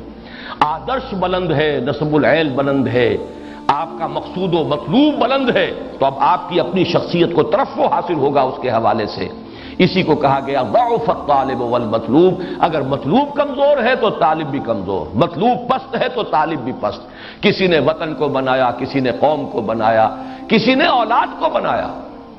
کتنے ہی لوگ ہیں جو صرف اولاد کے لیے جیتے ہیں, اپنی توانائیاں انویسٹ کر دیتے ہیں صرف اولاد کے لیے. ان کا مقصود و مطلوب اولاد ہے, اس کے سوا کچھ نہیں, کوئی بلند تر نصب العین نہیں. کچھ لوگ ہیں جو صرف اپنی ذات, اپنے ہی حسن کا دیوانہ بنا پھرتا ہوں, اپنی ہی حریم ذات کے گرد طواف کرتا رہتا ہے انسان, اپنی ہی خود غرضیاں اور اپنے ہی مفادات اور اپنے ہی لیے کوئی شہرت, اپنے ہی لیے کوئی وجاہت, یہی ان کا مطلوب و مقصود بن جاتا ہے. بہرحال پست نصب العین ہوگا, آپ کی اپنی شخصیت بھی پست رہے گی. اعلیٰ اور بلند نصب العین ہوگا, آپ کی اپنی شخصیت کو ترفع حاصل ہوگا. تو در حقیقت عقل کی پختگی کیا ہے؟ پھر میں دوبارہ دہرا رہا ہوں اپنی بات کو. ایک ہے انسان کا ذہنی اور نفسیاتی ارتقاء. ابتدائی تصور احتیاجات اور ضرورتیں, اس کے بعد تصور ملکیت, ملکیت, اختیار, اور اس سے اوپر مقصود, مطلوب, محبوب. اور انسان کے فکر کی پختگی, انسان کی عقل کی جو رسائی ہونی چاہیے حقیقت کبریٰ تک, اس کا مظہر کیا ہے؟ وہی ایک ذات, وہی ذات واحد عبادت کے لائق, زبان اور دل کی شہادت کے لائق. وہی ہے رب, وہی ہے ملک, اور وہی ہے الہ. قل اعوذ برب الناس ملک الناس الہ الناس. یہ تو ہوا مستعاذ بہی. اب آئیے مستعاذ منہ. ایک بات اور میں نوٹ کرا دوں, یہ جو 6 سورہ ہے, سورہ اخلاص, سورہ فلق, سورۃ الناس, ان میں آپ نے یہ بات دیکھی ہوگی کہ سورہ اخلاص کی بھی اس کی عظمت کا اصل راز پہلی 2 آیات میں ہے. بقیہ 2 آیات میں جو مضامین آئے ہیں وہ آپ کو قرآن مجید میں تکرار کے ساتھ ملیں گے. لم یلد ولم یولد, لم یتخذ ولدا, یہ آپ کو سورہ بنی اسرائیل میں مل جائے گا. اس کی کوئی اولاد نہیں, نہ وہ جنا گیا نہ اس نے جنا. یہ مضمون قرآن مجید میں بتکرار و یاد آیا ہے. لم یکن لہ کفوا احد لیس کمثلہ شیء, اس کی سی مثال کسی کوئی اور شے ہے ہی نہیں. وہی بات ہے. باقی یہ کہ بار بار جو آتا ہے قرآن مجید میں, جہاں سے کہ ہم توحید فی صفات کو اخذ کرتے ہیں, وہ وہی مضمون ہے, لم یکن لہ کفوا احد. البتہ ابتدائی 2 آیات جو ہے قل هو اللہ احد, اس لیے کہ یہ لفظ ایک صفت کے طور پر قرآن مجید میں ویسے بھی عربی زبان میں اس کا استعمال ہے ہی نہیں. عام طور پر اس کا استعمال ہوتا ہے نفی میں, کوئی نہیں, گھر میں کوئی نہیں ہے, کوئی بھی نہیں ہے. لا یشرک فی حکمہ احد, اللہ اپنے حکم میں, اپنے اختیار میں کسی کو شریک نہیں کرتا, صرف نفی کے لیے. مثبت طور پر ایک صفت کے طور پر یہ عربی زبان میں مستعمل نہیں ہے سوائے اللہ کی ذات کے. خود قرآن حکیم میں بھی صرف اسی مقام پر آیا ہے, قل هو اللہ احد. اور اللہ الصمد, یہ تو میں پہلے عرض کر چکا ہوں کہ یہ الصمد کا لفظ تو قرآن مجید میں آیا ہی صرف ایک بار. ان دونوں میں اصل عظمت کا راز پنہا ہے سورہ اخلاص کا, اور وہ میں تفصیل سے سورہ اخلاص کے ضمن میں عرض کر چکا ہوں. اس طرح سورہ فلق میں پہلی 2 آیتیں ہی ہیں اصل میں اس کی عظمت والی. باقی یہ کہ بقیہ 3 آیتیں من شر ما خلق کی شرح ہے, اس لیے کہ اور جو بھی کچھ ہے کوئی حسد کرنے والا ہے، کوئی رات کی تاریکی کے اندر نقصان پہنچانے والا ہے، کوئی کسی اور اعتبار سے نقصان پہنچانے والا ہے۔ من شر ما خلق پوری ہو چکی ہے، بقیہ تینوں آیات کے اندر اس کی شرح ہے۔ من شر نفاسات و من شر غاسق و من شر حاسد، اصل میں تو قل اعوذ برب الفلق، اور اس لفظ فرق کے حوالے سے پچھلی مرتبہ میں عرض کر چکا ہوں کہ آج تک سائنس جہاں پہنچی ہے، دی بگ بینگ، یہ فلق کے لفظ کے اندر وہ پورا تصور موجود ہے، پھٹنا، ایک دھماکہ ہوا ہے۔ اب تک تو یہ تصور رہا ہے، نیوٹونین جو فزکس تھی اس کا تو تصور یہ تھا کہ یہ کائنات شاید ہمیشہ سے چلی آ رہی ہے اور ہمیشہ چلتی جائے گی، لیکن یہ کہ آج تقریباً اجماع ہے، موسٹ ریسنٹ جو اس وقت موقف ہے وہ تو یہ ہے کہ نہیں، ایک وقت میں شروع ہوئی ہے، یہ ایک دھماکے کی صورت میں شروع ہوئی ہے۔ وہ دھماکہ کا جو لفظ ہے دی بگ بینگ، واقعہ یہ ہے کہ فلق کا مطلب یہ پھٹنا، کسی شے کا پھٹنا، ایکسپلوژن۔ اس ایکسپلوژن کے نتیجے میں وہ شے وجود میں آئی جس کا ماس زیرو تھا، لیکن جس میں انرجی انفائنائٹ تھی، بے پناہ انرجی کا پیک، کہیے انرجی پیک، لیکن ماس زیرو۔ پھر اسی کی ایکسپینشن شروع ہوئی ہے، کول ڈاؤن کرنا شروع کیا ہے، اور وہ سارے نظریات ہیں آج کے، جو اگرچہ کہا تو جائے گا کہ ابھی یہ نظریہ ہے، بگ بینگ تھیوری، لیکن اس وقت تک دنیا طبیعیات کے اندر اسے تقریباً ایک ایکسیپٹڈ فیکٹ کی حیثیت حاصل ہو چکی ہے، اس لیے کہ اس کے جو تقاضے تھے ان کو مختلف طریقوں سے ویریفائی کیا جا چکا ہے۔ اس حوالے سے قل اعوذ برب الفلق من شر ما خلق، ان میں جو قرب ہے، فلق وہ بگ بینگ اور اسی کا ظہور ہے، یہ کل کائنات، کل یونیورس، دی ایکسپینڈنگ یونیورس، ابھی یہ پھیل رہی ہے، اور اسی میں اگلا مرحلہ یہ بھی آ گیا ہے کہ جیسے یہ پھیل رہی ہے، ایک وقت آئے گا کہ پھر یہ سکڑنی شروع ہو جائے گی۔ اور بلیک ہولز کا جو کانسیپٹ ہے، نہ معلوم کتنی گلیکسیز اس طریقے سے ختم ہو چکی ہیں کہ وہ پہلے پھیلتی رہیں، پھر سکڑنا شروع کیا، اور پھر ایک زیرو ہو کر بلیک ہول کی شکل اختیار کر دیں۔ بڑے بڑے سٹارز جو ہمارے اس سورج سے لاکھوں گنا بڑے حجم میں، اور وہ زیرو ہو کر پھر وہ بلیک ہول کی شکل اختیار کر چکے ہیں۔ اسی طریقے سے یہ بات آج سمجھ میں آ رہی ہے کہ جیسے بگ بینگ سے یہ شروع ہوئی تھی، زیرو ماس لیکن انرجی بے پناہ، اسی طریقے سے یہ بساط لپیٹی بھی جا سکتی ہے۔ اور قرآن مجید کے الفاظ اس قدر خوبصورت ہیں، یوم نطوی السماء کطی السجل للکتب، جس دن کہ ہم اس آسمانوں کو اس طریقے سے لپیٹ لیں گے جیسے کہ تم کتابوں کے وہ جو سکرولز ہوتے تھے کسی زمانے میں تومار، انہیں لپیٹ لیا جاتا تھا۔ چنانچہ یہی تصور ہے کہ یہ جو ایکسپینشن ہو رہی ہے ایک سپائرل کی فارم میں ہے، جیسے کہ بڑھتا جا رہا ہے دائرہ، پھر جب واپسی ہوگی یہی سپائرل جو ہے موومنٹ ریورس ڈائریکشن میں ہوگی، اور جہاں ایک زیرو سے شروع ہوئی تھی بات، اسی زیرو تک یہ پہنچ سکتی ہے۔ یوم نطوی السماء کطی السجل للکتب۔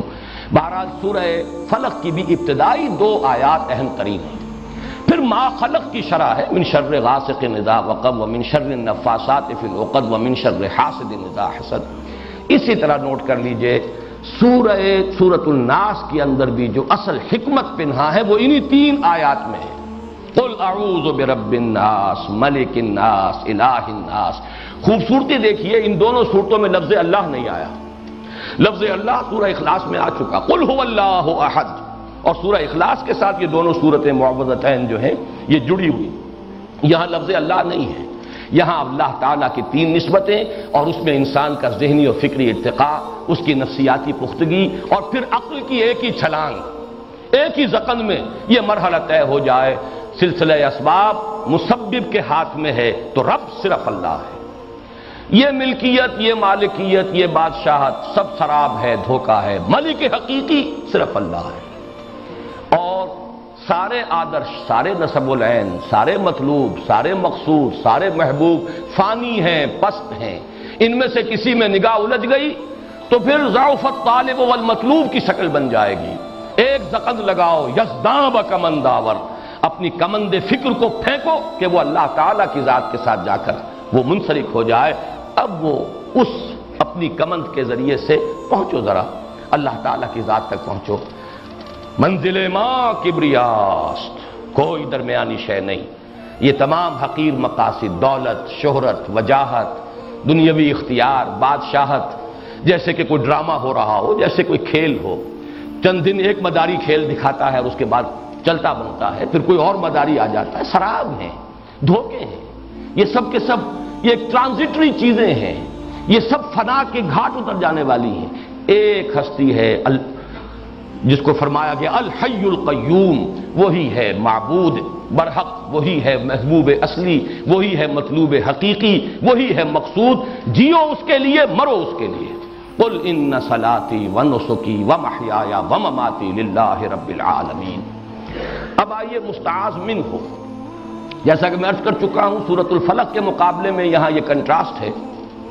وہاں مستعاذ بہی صرف ایک آیت قل اعوذ برب الفلق، مستعاذ منہ ہو 4 شر،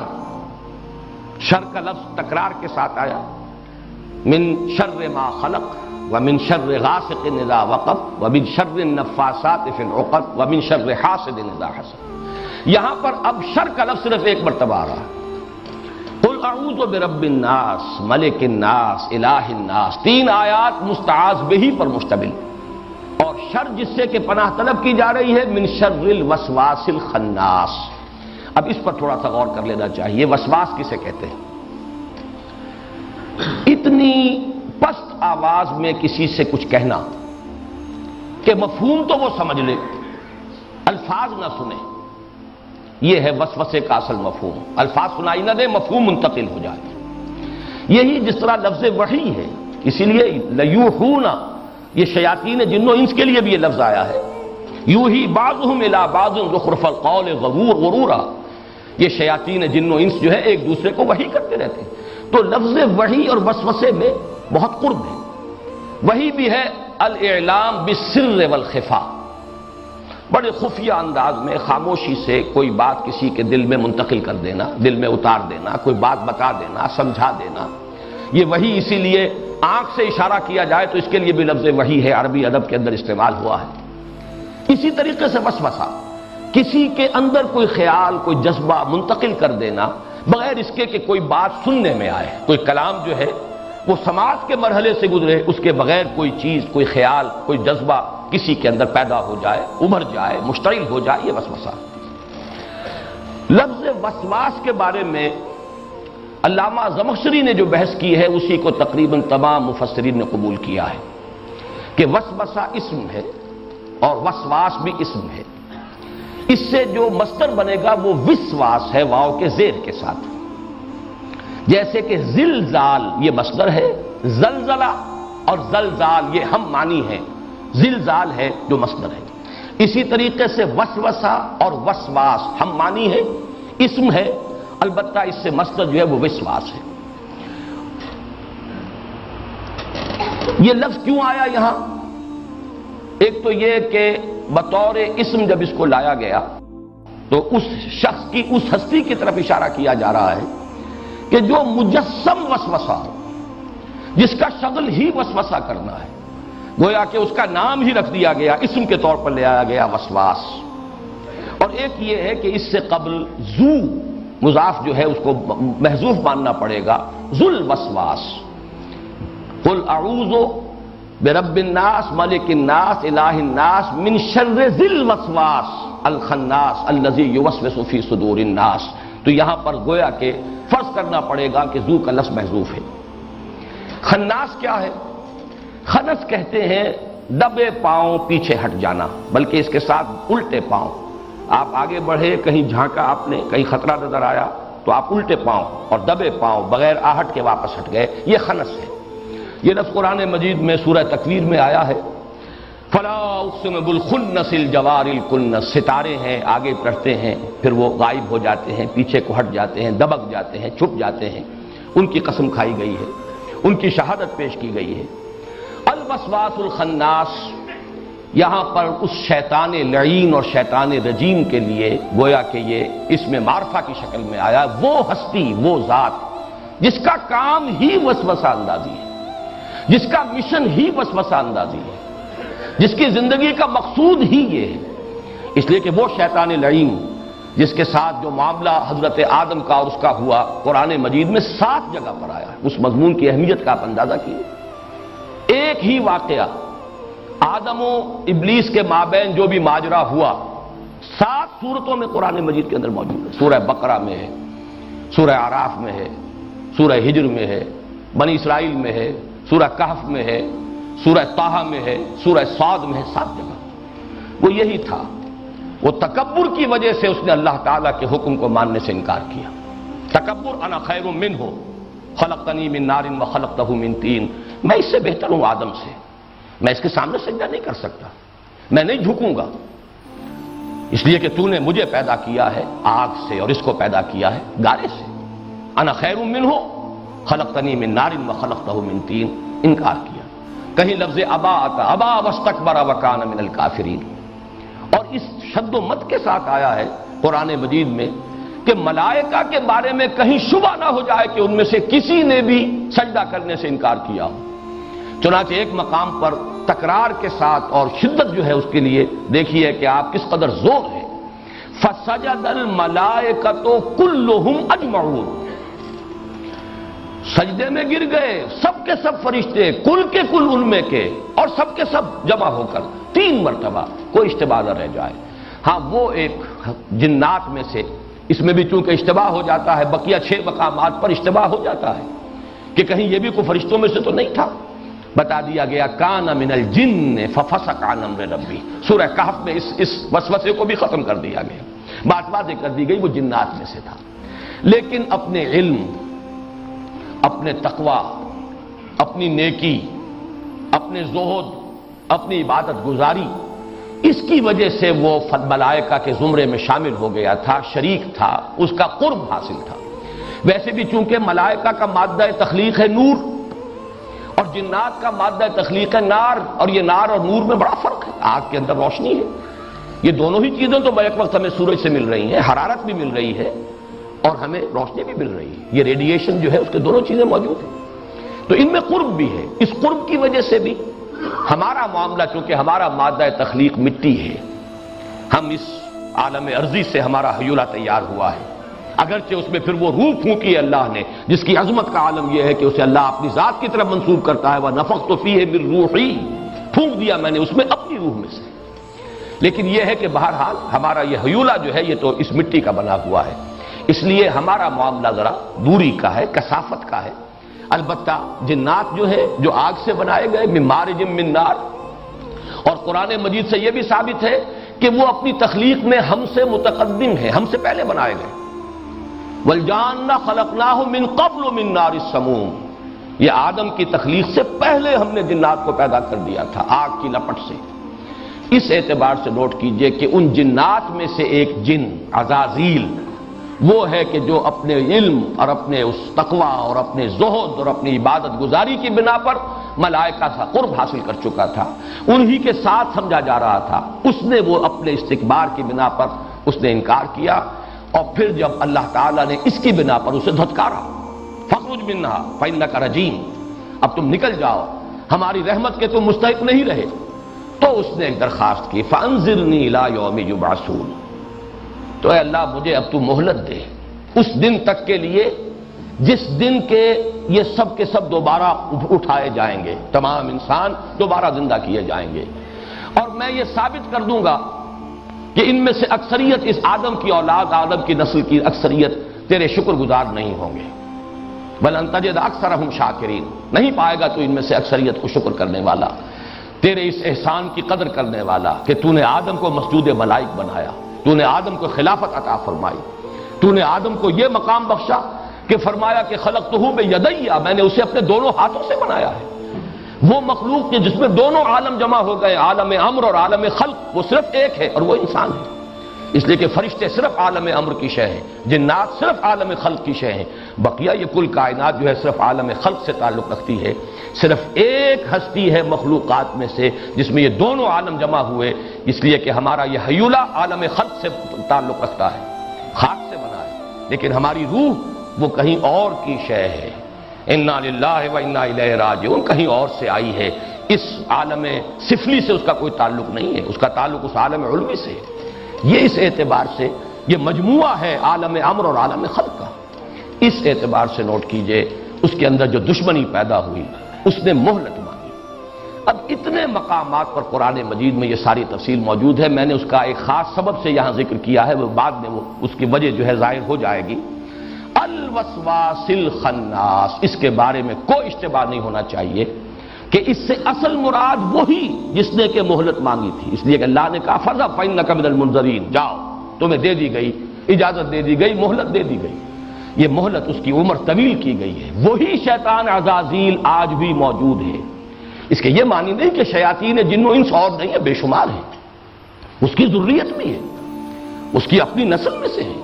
لیکن یہ بھی ہم جانتے ہیں کہ جنات جو ہیں کل کے کل کافر و فاسق نہیں ہے، فاجر نہیں ہے، ان میں مومن بھی ہیں، ان میں مسلم بھی ہیں،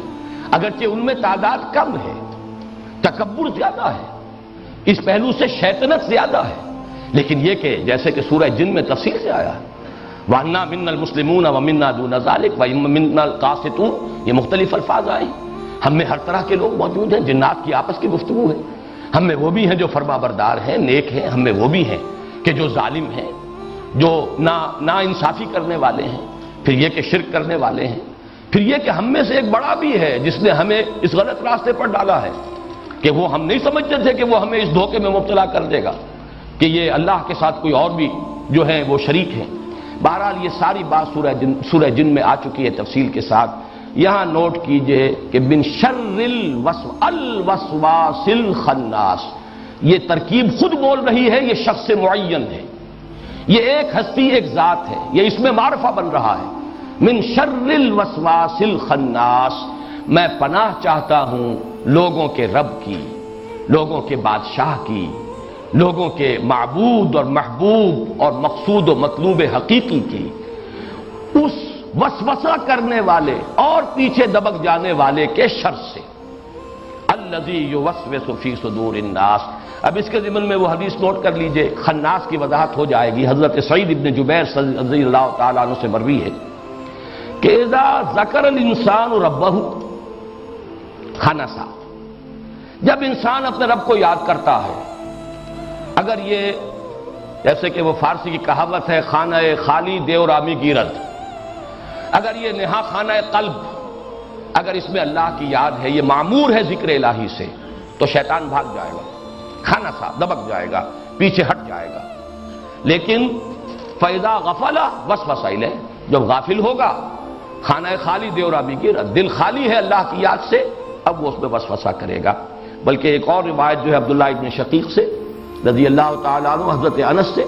یہ ایک ہم مضمون روایات ہیں جو ابو یعلا لائے ہیں، اس میں تو الفاظ ہیں کہ شیطان اپنی تھوتنی جما کر رکھتا ہے انسان کے دل پر، یا اس کی چونچ، تھوتنی جو ہے یہ کتے کے منہ کو اور سور کے منہ کے لیے لفظ مستعمل ہوتا ہے، خاص قسم کا، بہت ہی مکروہ شکل، تو وہ جو تھوتنی ہے وہ انسان کے دل کے اوپر جما کر رکھتا ہے۔ اگر تو اللہ کا وہ کی یاد کرتا ہے تو وہ بھاگتا ہے، پیچھے ہٹ جاتا ہے، دبک جاتا ہے، خانہ سا الٹے پاؤں۔ لیکن اگر غافل ہوتا ہے تو وہ چونچ اپنی جو ہے چبھو دیتا ہے انسان کے دل میں، یا اپنی تھوتنی وہاں رکھ کر پھونکے مارنی شروع کرتا ہے۔ اس لیے کہ ظاہر بات ہے شیطان کو یہ اختیار نہیں ہے کہ وہ آپ کو بدی پر مجبور کر سکے، یہ اختیار اسے نہیں دیا۔ ان عبادی لیس لک علیہم سلطان، میرے بندوں پر تجھے کوئی اختیار حاصل نہیں، کوئی قدرت حاصل نہیں کہ تم جو چاہو کر لو اور جدھر چاہو موڑ دو۔ تم انہیں ترغیب دلا سکتے ہو، تم انہیں سبز باغ دکھا سکتے ہو، تم انہیں جدھر چاہو ورگلانے کی کوشش کر سکتے ہو، دھوکے دے سکتے ہو، فریب دے سکتے ہو، دنیا کو مزین کر کے دکھا سکتے ہو، شہوات نفسانی کو مشتعل کر سکتے ہو، سب کچھ کر سکتے ہو، لیکن تمہارا اختیار نہیں ہے۔ البتہ یہ ہے کہ جو انسان میں بارود ہے وہ تو ہے ہمارے اندر، اگر ہمارے اندر وہ روح ربانی ہے تو ہمارا یہ حیوانی وجود جو ہے اس میں وہ اینیمل انسٹنکٹس موجود ہیں، اس میں وہ ساری جبلتیں، حیوانی جبلتیں، اڈ لیبیڈو، وہ جو فرائڈ کے الفاظ ہیں وہ سب کے سب موجود ہیں، گویا کہ بارود تو ہمارے اندر ہے۔ اسی لیے آیا ہے سورہ ابراہیم میں کہ جب شیطان کو ملامت کریں گے قیامت کے دن جو اس کے پیروکار تھے تو وہ کہے گا فَلَا تَلُومُونِي وَلُومُوا أَنفُسَكُمْ، میں نے تمہیں صرف بلایا تھا، تم نے میری دعوت پر لبیک کہا، میں نے کہا ادھر آ جاؤ، تم آ گئے، میرا کوئی اختیار تو تم پر نہیں تھا، تم چاہتے تو میری دعوت کو قبول نہ کرتے، میری پکار پر لبیک نہ کہتے۔ فَلَا تَلُومُونِي وَلُومُوا أَنفُسَكُمْ، تو اب مجھے ملامت نہ کرو، ملامت کرو اپنے آپ کو۔ وہ نفس کیا ہے؟ لُومُوا أَنفُسَكُمْ، تمہارے اپنے نفوس، تمہاری اپنی جانیں، تمہارا اپنا نفس امارہ، إِنَّ النَّفْسَ لَأَمَّارَةٌ بِالسُّوءِ،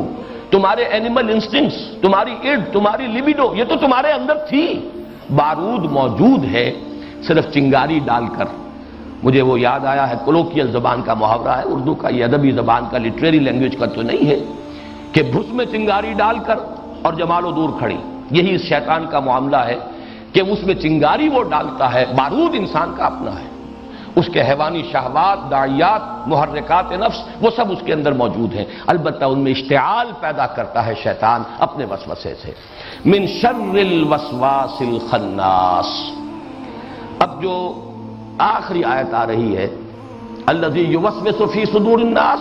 تو بات واضح ہو گئی، لوگوں کے سینوں کے اندر وسوسہ اندازی کرتا ہے، پھونکے مارتا ہے، اپنی تھوتنی ٹکاتا ہے، ذکر کرتا ہے انسان، اگر اس کا دل جو ہے نہا خانہ قلب معمور ہے ذکر الہی سے، اللہ کی یاد سے، تو پھر وہ پیچھے ہٹتا ہے، بھاگ جاتا ہے، دبک جاتا ہے، چھپ جاتا ہے، جہاں غافل دیکھتا ہے اور اس کو وہ بہکاتا ہے. من الجنۃ والناس. سورۃ الناس کا جو یہ آخری ٹکڑا ہے یا آخری آیت ہے، یہ مشکلات القرآن میں سے ہے. اگرچہ ہمارے ہاں جو متداول تفاسیر ہیں اس میں ایک ہی مفہوم ان کا عام ہو گیا ہے، لیکن یہ کہ اس کے بارے میں دو رائیں موجود ہیں، اور میں اس کے ضمن میں چاہتا ہوں ذرا قدر تفصیل میں جانا،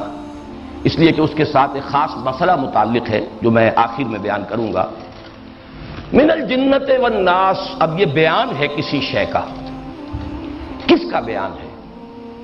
جو اکثریت کی رائے ہے اور جو معروف ہے، مشہور ہے، اور ہماری متداول جتنے بھی تفاسیر ہیں یا تراجم ہیں، مختصر حواشی ہیں، ان میں یہی رائے بیان کی گئی ہے. وہ تو یہ ہے کہ اس سے مراد ہے الذی یوسوس، اس کی یہ تشریح ہو رہی ہے جو وسوسہ اندازی کرتا ہے، اور وسوسہ اندازی کرنے والے جنوں میں سے بھی ہیں، انسانوں میں سے بھی، یعنی شیاطین جن و انس.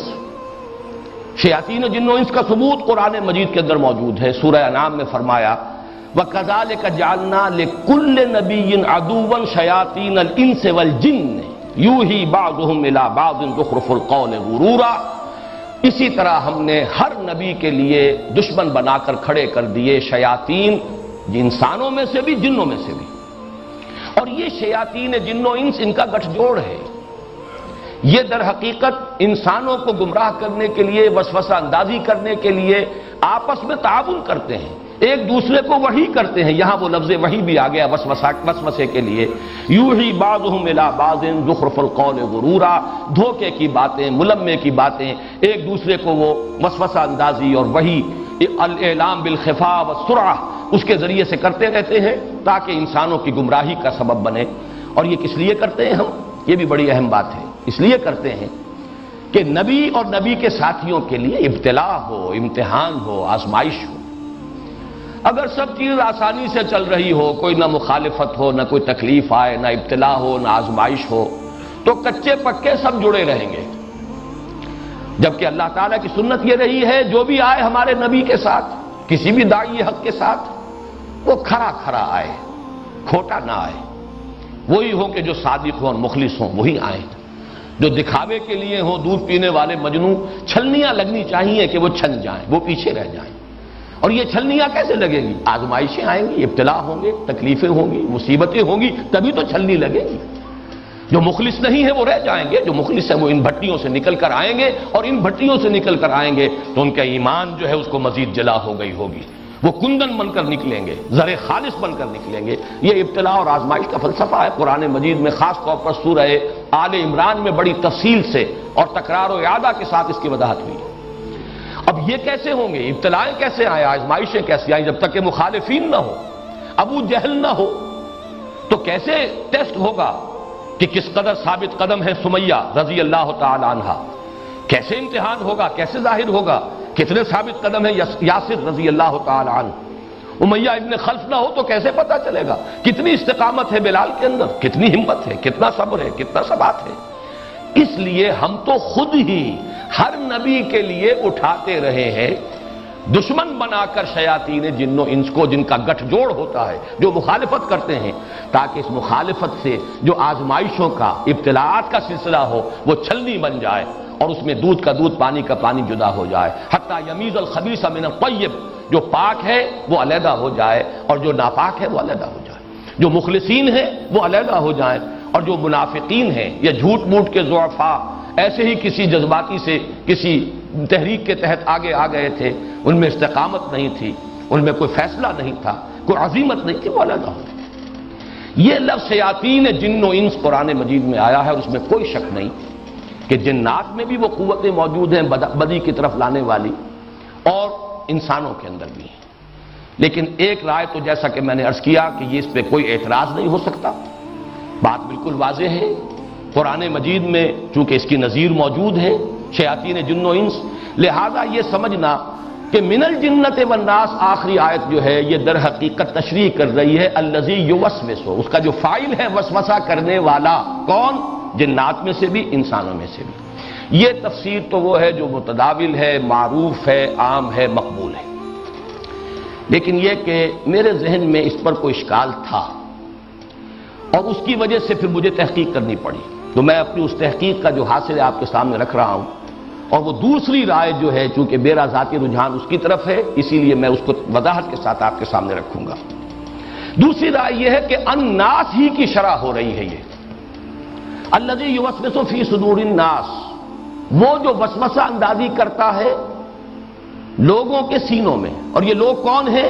یہ لوگ جنات میں سے بھی ہیں، انسانوں میں سے بھی ہیں، من الجنت والناس۔ یہ چونکہ قرب بھی ہے، الناس کی شرح ہی مزید ہو رہی ہے من الجنت والناس سے، اس پر ایک اعتراض وارد ہوتا ہے کہ لفظ مشترک ہے، فی صدور الناس وہی لفظ جو ہے، اب اسی کی تقسیم اگر دو حصوں میں ہو جائے کہ یہ ناس کے لفظ کے اندر ناس بھی موجود ہے انسان، اور یہ کہ جنات بھی موجود ہیں، تو بظاہر اس پر اعتراض جو ہے قوی ہے۔ لیکن یہ کہ یہ قول کس نے اختیار کیا ہے؟ امام فرا کا قول ہے، یہ کسی معمولی شخص کا نہیں ہے، لغت کے امام وہ بھی ہیں، لغت کے نحو کے امام ہیں، اور اس کے جوابات دیے گئے ہیں۔ پھر امام راضی نے بھی یہ جوابات نقل کیے ہیں، صاحب روح المعانی نے بھی جوابات نقل کیے ہیں، یعنی اتنا تو اس معاملے کو سب نے قابل اعتنا سمجھا ہے، قابل توجہ سمجھا ہے کہ ان تمام مفسرین نے اس کا تذکرہ کیا ہے۔ بدقسمتی سے ہمارے ہاں جو لوگ صرف اردو تفاسیر پڑھنے کے عادی ہو گئے ہیں، اب ظاہر بات ہے کہ ان کے سامنے وہی چیزیں آتی ہیں کہ جو ہمارے اس دور کے جو مفسرین ہیں، جو انہوں نے ترجیح جو جس شے کو دی قبول کر لیا، وہ عام ہو گئی۔ دوسری شے ایسے محسوس ہوتا ہے کہ جیسے سرے سے اس کا وجود ممکن ہی نہیں، جس کی ایک بڑی مثال میں بارہا دیتا رہا ہوں کہ جہاں سورہ بقرہ میں جہاں احکام صوم آئے ہیں، اس کے ضمن میں ایک رائے جو ہے وہ بار بار آتی رہی کہ وہ دونوں آیات جو ہیں در حقیقت پہلے بھی آیا اور اس کے بعد بھی آیا، دونوں احکام آئے، دونوں میں کچھ رعایتیں بھی آئیں، تو سمجھا یہ گیا کہ وہ صوم رمضان سے متعلق ہے۔ مجھے اشکال تھا اپنے زمانہ طالب علمی سے، میڈیکل کالج میں پڑھتا تھا، تب بھی یہ طبیعت کو بات قبول نہیں ہو رہی تھی کہ ایسی تکرار، رمضان کا ذکر بعد میں آ رہا ہے، شہر رمضان الذی انزل فیہ القرآن، لیکن یہ کہ اس سے پہلے جو صوم کا ذکر ہو رہا ہے، اور لفظ معدودات گنتی کے چند دن، یہ صوم رمضان سے متعلق نہیں ہو سکتا۔ لغت میں بھی معدودات جو ہے وہ جمع قلت ہے، زیادہ سے زیادہ 9 پر اس کا اطلاق ہو سکتا ہے، جبکہ رمضان مبارک کے تو کم سے کم روزے 29 ہوں گے، اگر 30 نہیں تو 29 تو ہیں۔ اشکال تھا، لیکن یہ کہ اس وقت اس زمانے میں عربی تفاسیر تک رسائی نہیں تھی، اردو کی جتنی بھی تفاسیر تراجم حواشی ہیں ان سب میں ایک ہی بات تھی۔ اتفاق کی بات یہ ہے کہ جماعت اسلامی ہند کا ایک رسالہ نکلتا تھا، ماہنامہ، مجھے نہیں معلوم اب بھی جاری ہے یعنی زندگی، اس میں سید عروج قادری صاحب کا ایک مضمون شائع ہوا، اس مضمون میں تنقید تھی مولانا انور شاہ کاشمیری رحمۃ اللہ علیہ پر، کہ بڑی ہلکی بات کہہ دی ہے مولانا انور شاہ کاشمیری رحمۃ اللہ علیہ نے، اور انہوں نے یہ کہہ دیا کہ یہ جو پہلا حکم ہے کتب علیکم الصیام کما کتب علی الذین من قبلکم لعلکم تتقون ایاما معدودات، یہ صوم رمضان سے متعلق نہیں ہے، بلکہ رمضان کے روزوں کی فرضیت سے قبل حضور نے حکم دیا تھا ہر مہینے میں 3 روزے رکھنے کا، یہ آیت اس سے متعلق ہے۔ تو میرے لیے تو یوں سمجھیے کہ متفق گردید رائے بو علی بارائے من، مجھے جب یہ معلوم ہوا کہ یہ مولانا انور شاہ کاشمیری رحمۃ اللہ علیہ کی رائے ہے، تو اب میرے لیے تو کسی طرح کے شک و شبے کی اشتباہ کی گنجائش نہ رہی، مجھے تو اطمینان حاصل ہو گیا کہ جو مجھے اشکال ہو رہا تھا وہ صحیح تھا۔ بعد میں جب میں نے دیکھا تو معلوم ہوا کہ سلف میں تو یہ قول کثرت سے موجود ہے، لیکن ہوتے ہوتے بس جیسا کہ میں نے عرض کیا نا کہ اردو تفاسیر کے اندر تو اکثر و بیشتر حضرات نے جو بھی کچھ چند چیزیں متاخرین کی ہیں وہ سامنے رکھی ہیں، اور اسی سے پھر یہ کہ کچھ اخذ کیا ہے، کچھ اس میں اپنے فکر سے بہرحال اضافہ بھی کیا ہر ایک نے، لیکن یہ کہ اکثر و بیشتر وہیں سے تو بعض چیزیں اس طرح نگاہ سے اوجھل ہو گئی ہیں کہ ان کا وجود ہی نہیں رہا، لوگوں کے ذہن تک کے اندر اس کا کوئی شائبہ موجود نہیں۔ اسی کی ایک مثال یہ ہے کہ بڑا مضبوط قول ہے اس میں کہ یہاں پر من الجنت والناس، یہ تقسیم ہے اصل میں الناس ہی کی۔ اس کی دلیل رجال کا لفظ مشترک ہے جنوں پر اور انسانوں پر، یہ قرآن مجید میں بھی ہے۔ نفر، نفری قرآن میں بھی ہے، نفر من الجن، اور رجال من الجن، انہ کان رجال من الانس یعوذون برجال من الجن۔ اور اس کی مثال میں ایک اور دوں گا، اردو میں بھی ایک لفظ ہم استعمال کرتے ہیں لوگ، اسی لیے میں نے اس سورہ مبارکہ کی پہلی 3 آیتوں کا ترجمہ بھی انسان نہیں کیا۔ قل اعوذ برب الناس، کہو کہ میں پناہ میں آتا ہوں انسانوں کے رب کے، نہیں، لوگوں کے رب کے۔ میں نے لفظ جو ہے لوگ استعمال کیا، اور وہ کہ جو لوگوں کا بادشاہ ہے، جو لوگوں کا معبود حقیقی ہے، محبوب اصلی ہے۔ لوگ کا لفظ اردو زبان میں بھی اب آپ استعمال کریں گے، مردوں کے لیے بھی آتا ہے، اکثر و بیشتر تو یہ لفظ مردوں کے لیے ہم لوگ جا رہے ہیں، لیکن خواتین کے لیے بھی ہماری زبان کی محدودیت ہے۔ آپ لوگ کہاں جا رہی ہیں؟ حالانکہ لوگ کا لفظ اصلاً جو ہے وہ ہے مردوں کے لیے۔ خواتین بھی اگر اپنے جماعت کے لیے کوئی لفظ کرنا چاہیں گی، ہم جا رہی ہیں، اگر اس کے ساتھ کوئی اور وضاحت اور صراحت کرنا چاہیں، ہم لوگ جا رہے ہیں۔ معلوم یہ ہوا کہ یہ لوگ کا لفظ، تو لوگ کا لفظ جس طریقے سے کہ عام ہے، مشترک ہے، اسی طریقے سے ناس کا لفظ جو ہے صرف انسانوں کے لیے نہیں، بلکہ ایک جمعیت کی وضاحت کے لیے، ایک اجتماعیت کی طرف اشارہ کرنے کے لیے، لوگ جنوں میں سے، لوگ انسانوں میں سے۔ چنانچہ اسی کی ایک حدیث موجود ہے، اور اس کو امام قلبی بھی لائے ہیں، امام بغوی بھی لائے ہیں، کہ ایک ایسا موقع ہوا کہ کہیں کچھ لوگ اجنبی سے نظر آئے، ان سے پوچھا گیا من القوم، آپ کون سی قوم سے ہیں، یا من انتم، مختلف روایات میں مختلف، آپ لوگ کون ہیں؟ تو انہوں نے جواباً کہا اناس من الجن، ہم جنوں میں سے کچھ لوگ ہیں۔ اب یہ لوگ کا لفظ دیکھیے یہاں پہ اناس من الجن، حالانکہ لفظ انسان چونکہ آنسا یہ ہے دیکھنا، دکھائی جانے والی مخلوق انسان ہے جو دیکھی جا سکتی ہے، جن اس کو کہتے ہیں کہ جو چھپا ہوا ہو، نظر نہ آتا ہو، لیکن جنات کو یہ طاقت حاصل ہے، وہ انسانی شکل میں آ سکتے ہیں، وہ حیوانات کی شکل اختیار کر سکتے ہیں، جیسے ملائکہ کو یہ قوت حاصل ہے، وہ انسانی شکل میں آتے ہیں۔ حضرت جبرائیل انسانی شکل میں حضرت داہیہ کلبی رضی اللہ تعالیٰ عنہ کی عام طور پر صورت میں تشریف لایا کرتے تھے، اور جو حدیث جبرائیل ام السنہ جسے کہا گیا ہے، اس میں تو حضرت جبرائیل کا انسانی شکل میں آنا ہی تو بیان ہوا ہے۔ تو فرشتہ انسانی شکل میں بھی آ سکتا ہے، جن انسانی شکل میں بھی آ سکتا ہے، جن کوئی اور حیوانی شکل بھی اختیار کر سکتا ہے، اس لیے کہ دونوں کا مادہ تخلیق بہت لطیف ہے۔ نور لطیف شے ہے، اور نار بھی لطیف ہے، ہمارے مقابلے میں بہت لطیف شے ہے۔ ہم ہیں جو جکڑے گئے ہیں، ہمارا تو جو بھی ہیکل بن گیا ہے، جو بھی ہیولہ بن گیا ہے، ادھر سے ادھر ہم نہیں ہو سکتے، لیکن یہ کہ جنات اور ملائکہ ان دونوں میں اس کا امکان موجود ہے۔ تو اناس کا لفظ جب ان سے پوچھا گیا من انتم، من القوم، آپ کون لوگ ہیں؟ دیکھیے پھر دیکھیے ترجمہ جب آپ کریں گے من القوم، آپ کون لوگ ہیں، اردو کا یہ لفظ لوگ جو میں بار بار استعمال کر رہا ہوں، یہ بالکل کنوے کر رہا ہے اس سینس کو کہ جو یہاں سامنے آ رہا ہے کہ اناس من الجن۔ تیسری بات امام زمخشری نے اس میں بڑی، وہ چونکہ بہت بڑے امام لغت اور امام نحو ہیں، انہوں نے اس میں ایک نکتہ اور نکالا ہے کہ پہلی آیت میں الذی یوسوس فی صدور الناس، یہ ناس کا لفظ نہیں ہے بلکہ حقیقتاً ناسی ہے۔ ناسی نسیان سے بنا ہے، وہ جو وسوسہ کرتا ہے بھولنے والے کے دل میں، بھولنے والے لوگ، ناسی، نسیان۔ اور اس کے لیے دلیل دی ہے انہوں نے، ظاہر بات ہے امام زمخشری ہیں، وہ بات کسی شہادت کے بغیر، استشہاد کے بغیر، دلیل کے بغیر تو نہیں کہتے۔ چنانچہ سورہ قمر کی آیت ہے یوم یرد الداعی الی شیء نکر، جس دن کے ایک پکارنے والا پکارے گا اس شے کی طرف جو بڑی ناگوار ہوگی، ناخوشگوار ہوگی۔ پکارنے والا داعی، لیکن داعی نہیں ہے لفظ قرآن میں، داعی، وہ یہ جو عین کا جو یہ ہے، یہ کے بجائے صرف زیر رہ گئی ہے، یوم یدعو الداعی الی شیء نکر، لیکن یہ وہاں حذف کر دی گئی، یوم یدعو الداعی الی شیء نکر، صرف زیر رہ گئی ہے، بعین ہی الذی یوسوس فی صدور الناس۔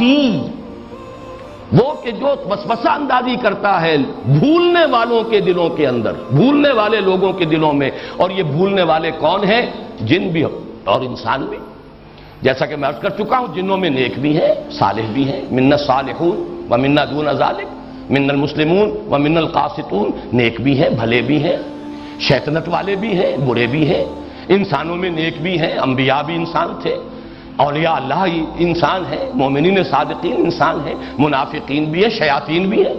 بدی کی طرف بلانے والے بھی ہیں، بڑے سے بڑے بلانے والے، بڑے سے بڑے داعیان شر انسانوں میں ہیں. تو معلوم یہ ہوا کہ یہاں ناسی کا لفظ مشترک ہے، جس کی وضاحت ہو رہی ہے کہ وہ من الجنت والناس ہے، وہ انسانوں میں سے بھی ہے اور جنات میں سے بھی ہے. گویا کہ زمخشری نے بھی اسی قول کو اختیار کیا اور اس کے لیے دلیل جو ہے قرآن مجید سے استشہاد کرتے ہوئے اس کے لیے جو اصل دلیل ہے لغت کی وہ بھی پیش کر دی. جہاں تک میری ذاتی رائے ہے، امام زمخشری نے جو بات فرمائی ہے یقیناً بہت دلچسپ بھی ہے، بڑی وزنی بھی ہے. قرآن مجید سے اس کی شہادت موجود ہے، نظیر موجود ہے. لیکن یہ کہ میرے نزدیک اس کی تکلف کی ضرورت نہیں ہے. ناس کے لفظ کو جو پہلی آیت میں آیا ہے، یعنی آیت نمبر 5 میں، اسے اسی معنی میں لیجئے جس معنی میں کہ ہم لوگ کا لفظ لیتے ہیں. اور اس کے لیے میری سب سے بڑی دلیل جو ہے اس کی طرف توجہ فرمائیے. کیا اللہ صرف انسانوں کا رب ہے یا جنات کا بھی رب ہے؟ کیا اللہ صرف انسانوں کا بادشاہ ہے یا جنات کا بھی بادشاہ ہے؟ کیا اللہ صرف انسانوں کا الہ ہے یا جنات کا بھی الہ ہے؟ یہ اگرچہ قرآن مجید میں جنات کے ساتھ خطاب بہت کم ہوا ہے، لیکن یہ کہ ہمارا تقریباً اجماعی عقیدہ ہے. یہ بعض حضرات نے تفرد کیا ہے، علیحدہ رائے اختیار کی ہے، لیکن یہ کہ تقریباً اجماعی عقیدہ یہ ہے کہ نبوت و رسالت جو ہے وہ صرف انسانوں میں رہی ہے، جنات میں نہیں. اسی لیے جنات بھی ایمان لاتے رہے ہیں انسانوں ہی میں سے آنے والے رسولوں پر. حضور پر ایمان لائے اور حضور ایمان لانے کی دعوت لے کر اپنی قوم میں چلے گئے. یا قومنا اجیبوا داعی اللہ، قبول کرو ان کی پکار کو، لبیک کہو. اس کے باوجود انسانوں سے خطاب ہے قرآن مجید میں اکثر و بیشتر، اور جنات سے براہ راست خطاب نہیں ہے سوائے ایک سورت کے. اور اس کے ساتھ اب ایڈ کر لیجئے دوسری سورت، یہ سورت الناس ہے، وہ جو بڑی سورت ہے جس میں دونوں سے مسلسل خطاب ہوا ہے. سنفرغ لکم ایھا الثقلان، اور جو 33 مرتبہ آیا ہے فبأی آلاء ربکما تکذبان.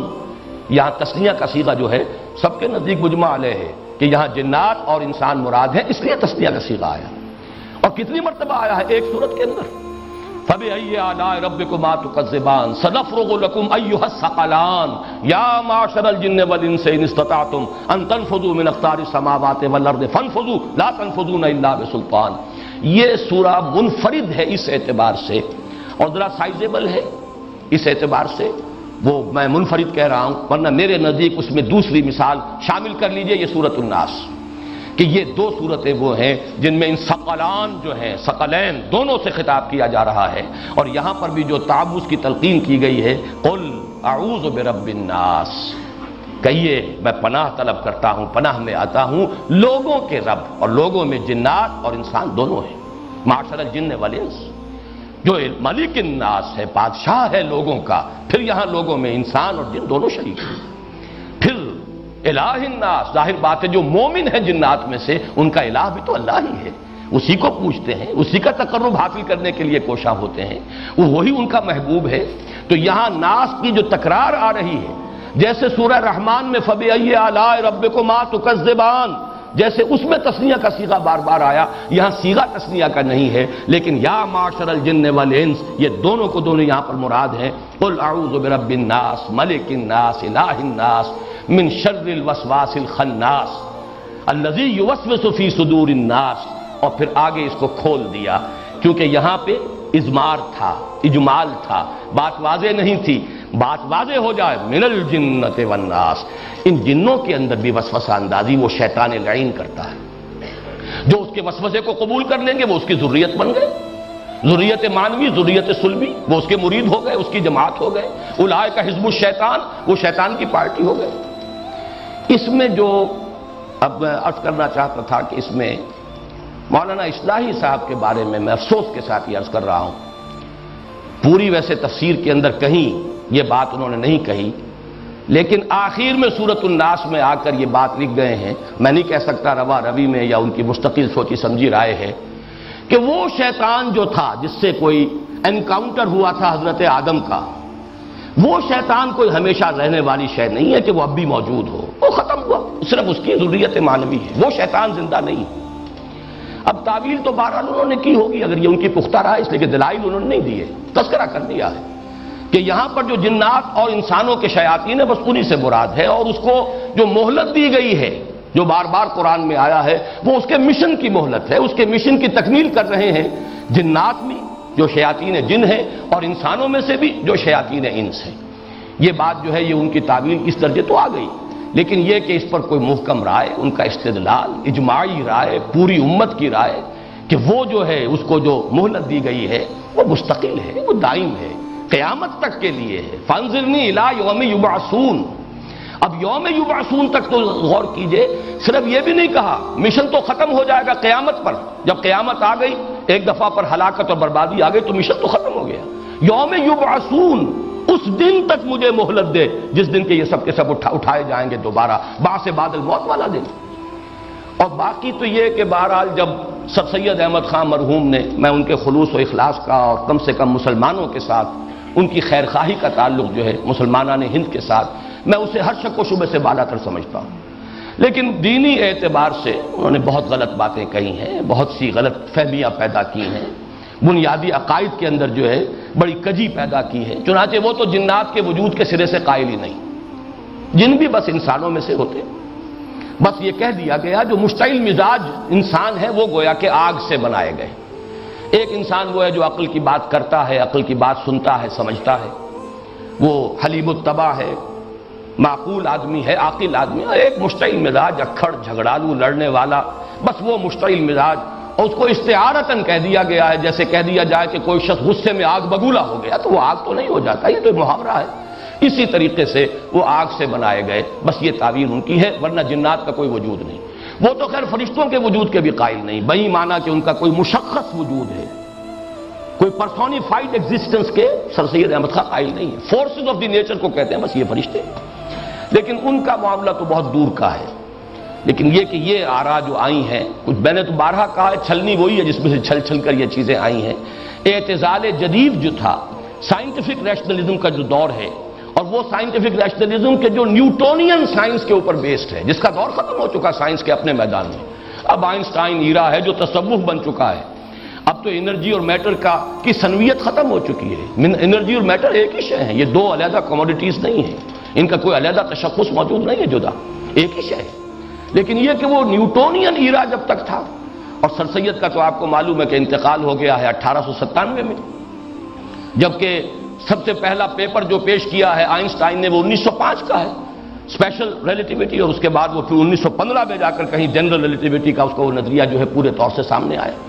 اس اعتبار سے سر سید مرحوم، میں نے پہلے بھی عرض کیا ہے بارہا، مجھے ان سے ہمدردی ہے کہ وہ اس دور میں تھے، ایک تو انگریز نیا نیا آیا تھا، فاتح تھا، مفتوح قوم کے اندر مرعوبیت ہوتی ہے فطری طور پر،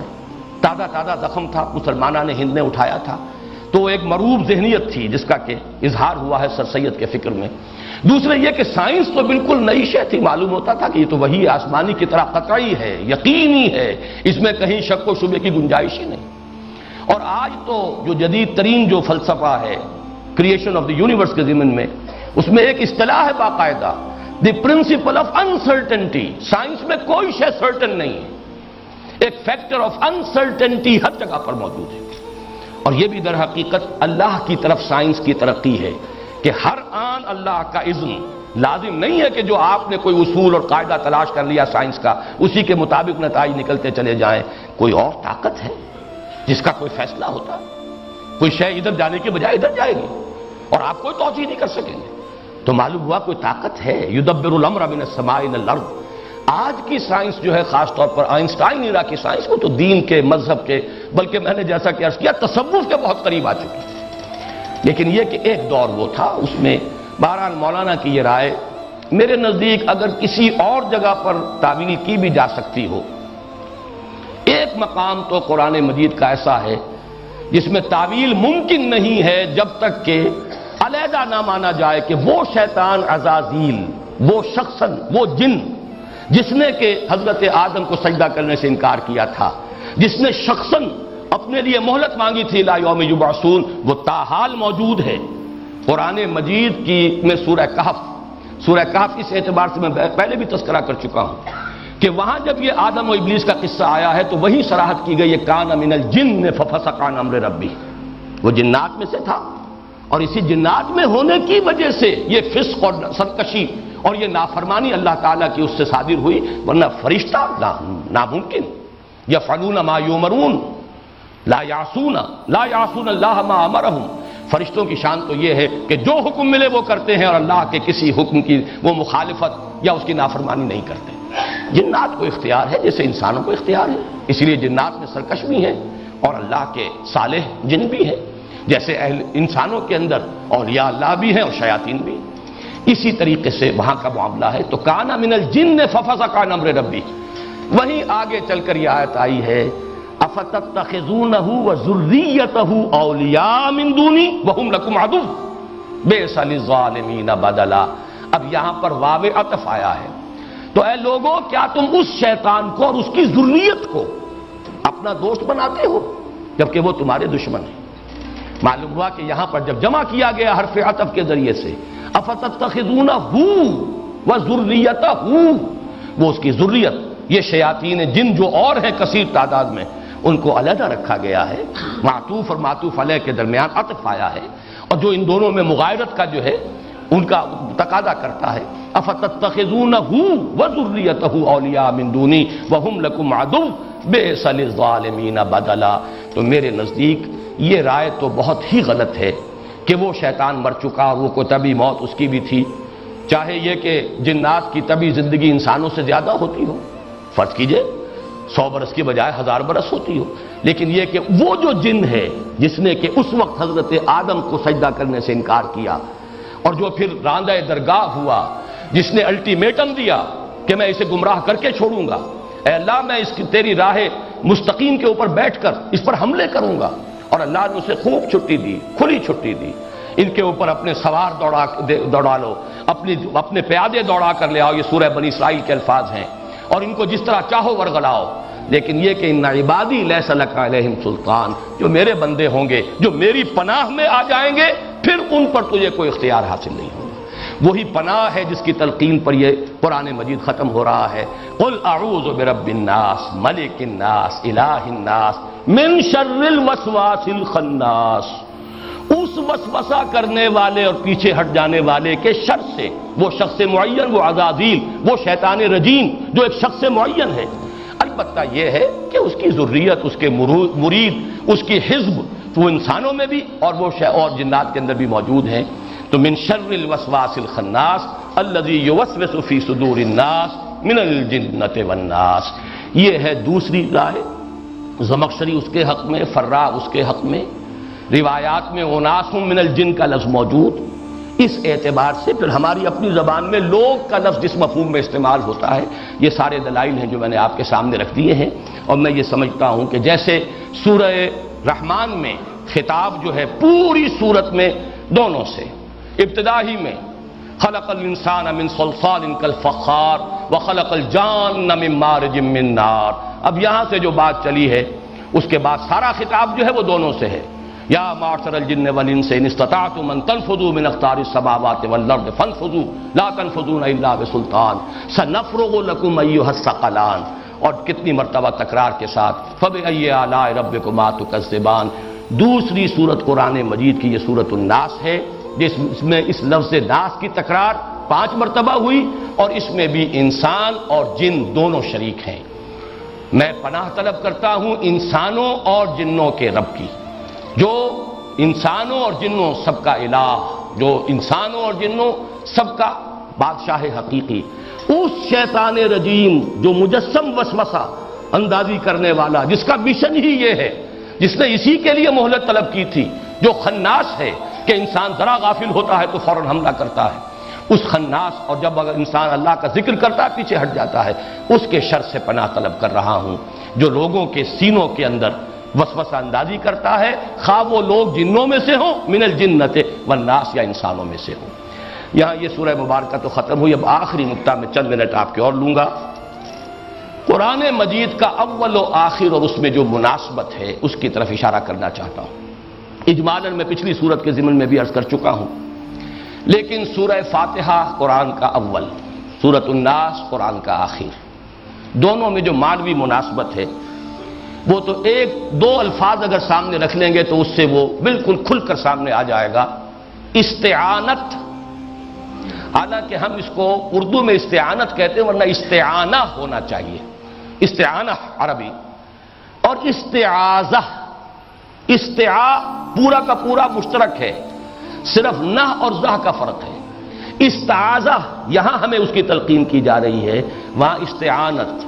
ایاک نعبد و ایاک نستعین، اور جو اس کا نصف آخر ہے سورہ فاتحہ کا وہ تو پورا اسی پر مشتمل ہے۔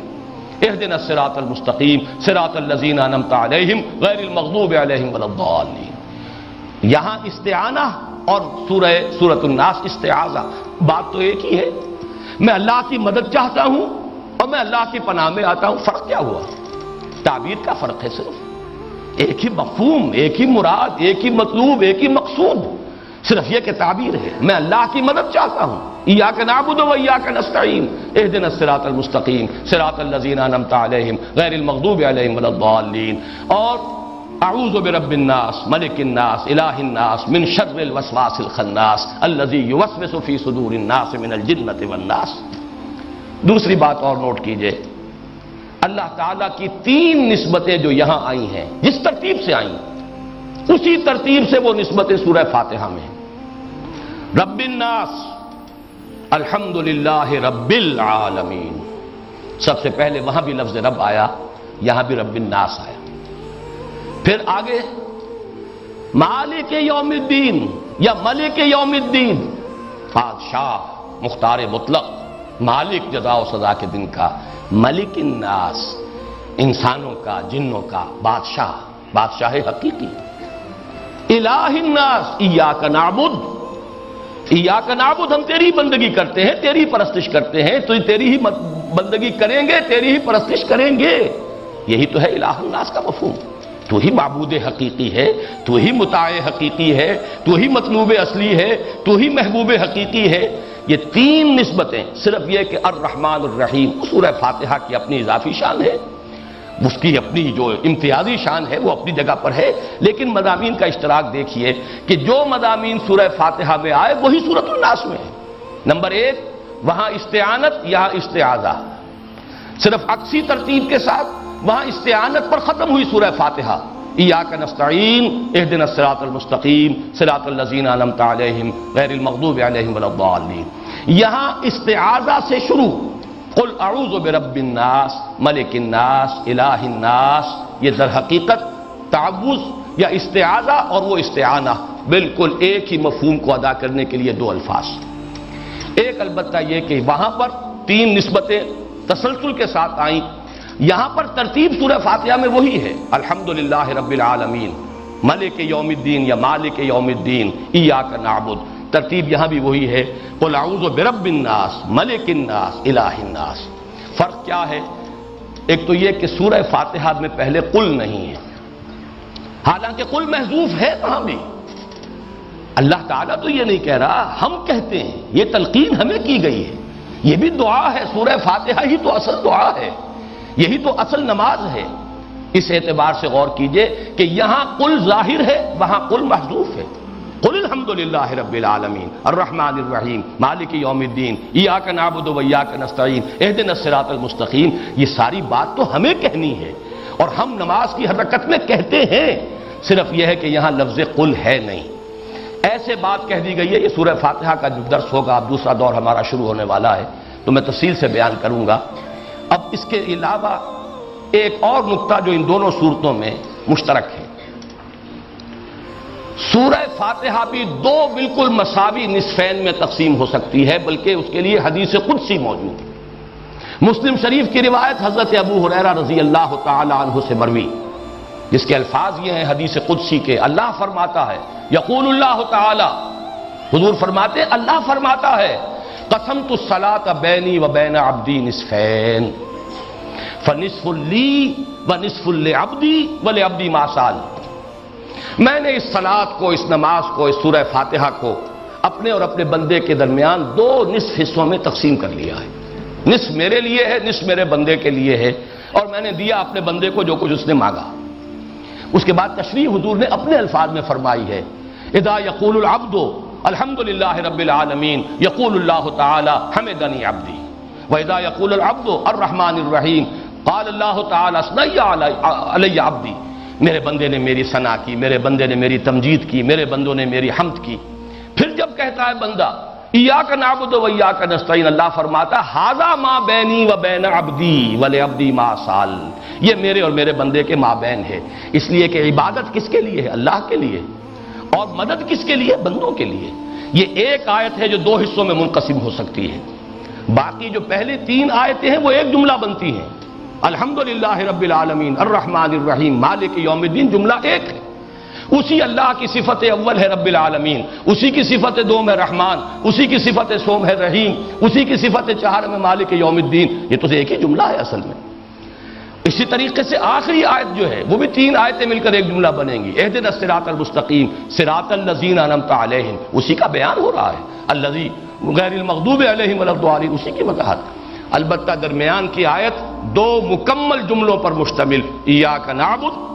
و ایاک نستعین. اور ایاک نعبد کا تعلق پہلی تین آیات سے ہے، اس لیے کہ اللہ ہی ہے تمام جہانوں کا پروردگار، رحمان ہے، رحیم ہے، جزا و سزا کے دن کا مالک ہے، لہذا وہی مستحق ہے عبادت کا. ایاک نعبد. لیکن واو یہاں پر تقسیم ہو رہی ہے یہ سورت دو حصوں میں. ایاک نستعین، تجھی سے مدد مانگتے ہیں، اور اس کی شرح کیا ہے؟ اہدنا الصراط المستقیم صراط الذین انعمت علیہم غیر المغضوب علیہم ولا الضالین. یہ سورہ مبارکہ بھی برابر دو حصوں میں منقسم. اور یہاں تو پھر بھی ہمیں ذرا تفصیل میں جانا پڑا. حدیث قدسی نہ ہوتی تو ہمارا ذہن ادھر کبھی منتقل نہیں ہو سکتا تھا. لیکن سورۃ الناس تو واضح طور پر دو حصوں میں برابر منقسم ہے. ایک حصہ مستعاذ بہ تین آیات، دوسرا حصہ مستعاذ منہ تین آیات، بالکل برابر تقسیم. قل اعوذ برب الناس ملک الناس الہ الناس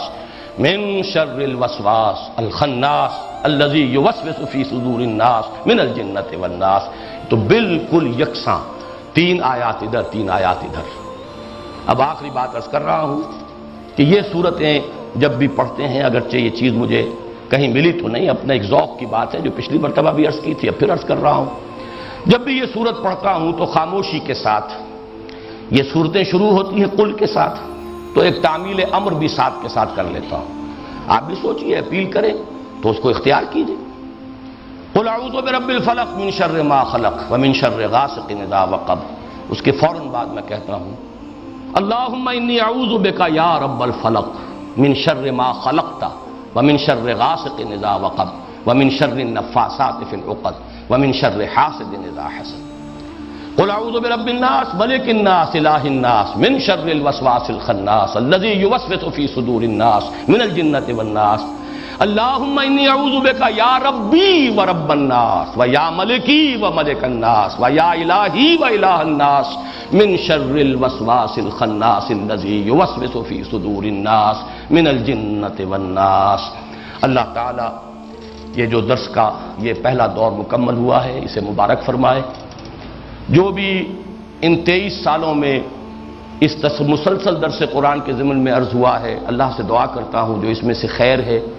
اسے دوام عطا فرمائے، لوگوں تک پہنچائے. لوگوں کے جو بھی یہ کیسٹس وغیرہ سنتے ہیں اور سنیں گے، جو بھی اس میں خیر ہے ان تک پہنچے. کوئی غلطی ہے، اس کا غلطی ہونا مجھ پر بھی اگر میری زندگی کے اندر واضح کر دے تو اس کا سب سے بڑا کرم ہے کہ میں اس کی تصحیح کر دوں، اس کا میں اعلان کر دوں، اسے میں ریکارڈ کر کے جاؤں. اس لیے کہ میرے نزدیک یہ بھی بہت بڑا حادثہ ہوا ہے بہت سے مفکرین کے ساتھ کہ انہوں نے اپنی زندگی کے اندر کچھ اپنے نظریات اگر بدلے بھی آخری دور میں آ کر تو اس کی صراحت نہیں کی، وضاحت کے ساتھ تسلیم نہیں کیا کہ ہم سے یہ غلطی ہوئی. اللہ تعالیٰ اس غلطی سے ہر شخص کو بچائے جو بھی کوئی خیالات لوگوں تک پہنچاتا ہو. اب ظاہر بات ہے انسانی ذہن، انسانی فکر، انسانی سوچ، جیسے کہ علامہ اقبال نے کہا تھا کچھ قادیانیوں کے جواب میں جب انہوں نے اعتراض کیا کہ کسی زمانے میں تو آپ غلام احمد قادیانی کو بہت بڑا مسلمان سمجھتے تھے اور بہت بڑی تعریف آپ کیا کرتے تھے، اور اب آپ اسے غیر مسلم قرار دے رہے ہیں، تو ایک جملہ کہا تھا علامہ مرحوم نے، only stones do not change. یہ تو صرف پتھر ہے جو ایک حالت میں رہتا ہے، انسان کے اندر تو تبدیلی آتی ہے، ذہن میں بھی آتی ہے، فکر میں آتی ہے، سوچ میں آتی ہے، نظریات میں آتی ہے، لیکن یہ کہ کوئی بھی شخص جس کی بات لوگوں تک پہنچتی ہو، اگر وہ کبھی اپنے کسی نظریے میں کوئی ترمیم کرے، اگر اپنے کسی خیال کو، سابق خیال کو وہ سمجھے کہ وہ صحیح نہیں تھا، تو اللہ تعالیٰ اس سے اگر یہ موقع دے دے اور یہ ہمت دے دے، جرأت دے دے، اس کے لیے بڑی اخلاقی جرأت کی ضرورت ہے کہ وہ اپنی زندگی میں تسلیم کر لے کہ میرا یہ خیال غلط تھا، میں اس سے تائب ہوتا ہوں، اور اہتمام کرے کہ اسے بھی لوگوں تک پہنچا دے کسی طرح کہ کہیں میری غلطی جو ہے متعدی ہو اور بہت سے لوگوں کی گمراہی کا سبب نہ بن جائے۔ اس میں راستے میں رکاوٹ بنتی ہے انا، کیسے مان لے انسان؟ کیا کہیں گے وہ لوگ جو میرے بڑے معتقد تھے اور مجھے بڑا مفکر سمجھتے تھے، ان کے نگاہ میں میری کیا وقت رہ جائے گی؟ اللہ تعالیٰ اس فتنے سے بھی اپنی پناہ میں رکھے۔ یہ شر الوسواس الخناس، یہ بھی ایک بہت بڑا وسوسہ ہے شیطان کا کہ تم اور تمہاری امیج اور تمہارا فکر اور تمہاری سوچ اور تمہاری شخصیت، تمہاری عقیدت، اس کے بل پر تو کتنے لوگ جو ہیں اور کتنے نیکی کے کام اس کے سہارے قائم ہیں، اگر کہیں اس کے اندر کسی درجے کا ذوف پہنچ گیا، کوئی اس کو جرا ہو گئی اس پر، تو پھر تو بات جو ہے ختم ہو جائے گی، اللہ اس سے بچائے۔ تو میں نے دعا اسی لیے کی کہ اول تو اللہ مجھے میری زندگی ہی میں توفیق دے،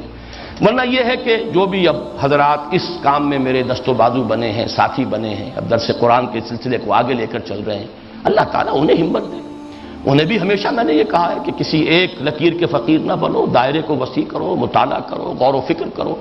میں نے خود اپنی اس کتاب میں دعوت رجوع القرآن کا منظر و پس منظر میں جو سورسز ہیں، جہاں جہاں سے میں نے استفادہ کیا ہے، میرے فکر کے جو کانسٹیچوئنٹ پارٹس ہیں، میں نے ان کو وضاحت کے ساتھ بیان کیا ہے۔ باقی یہ کہ اس میں انسان کی اپنی سوچ بھی ہوتی ہے، عمر بڑھنے کے ساتھ ساتھ مطالعہ جو ہے وسیع سے وسیع تر ہوتا ہے، بعض چیزوں میں انسان ترمیم کرتا ہے۔ اس اعتبار سے میں دعا کر رہا ہوں کہ جو خیر وجود میں آیا ہے اللہ تعالیٰ اسے دوام بخشے، اسے مفید بنائے لوگوں کے حق میں، اس کے ذریعے سے یہ دعوت قرآنی جو ہے، اور وہ پھر اس کے سہارے پر ایک انقلابی تحریک جو ہم اللہ کرے کہ ہم کر سکیں، اٹھا سکیں، اس کا ایک ارادہ کیا ہے، کمر کسی ہے۔ بہرحال وہ تو اللہ تعالیٰ سے دعا ہے، اور اگر کوئی خطا ہے، غلطی ہے، اللہ تعالیٰ لوگوں کو ذہن سے محو کر دے، اور یہ کہ میرے ہی ان ساتھیوں کو توفیق دے کہ وہ میری ان غلطیوں کی بعد میں نشاندہی کر دیں، اس لیے کہ کوئی انسان معصوم عن الخطا نہیں۔ اقول قولی ھذا واستغفر اللہ لی ولکم ولسائر المسلمین والمسلمات۔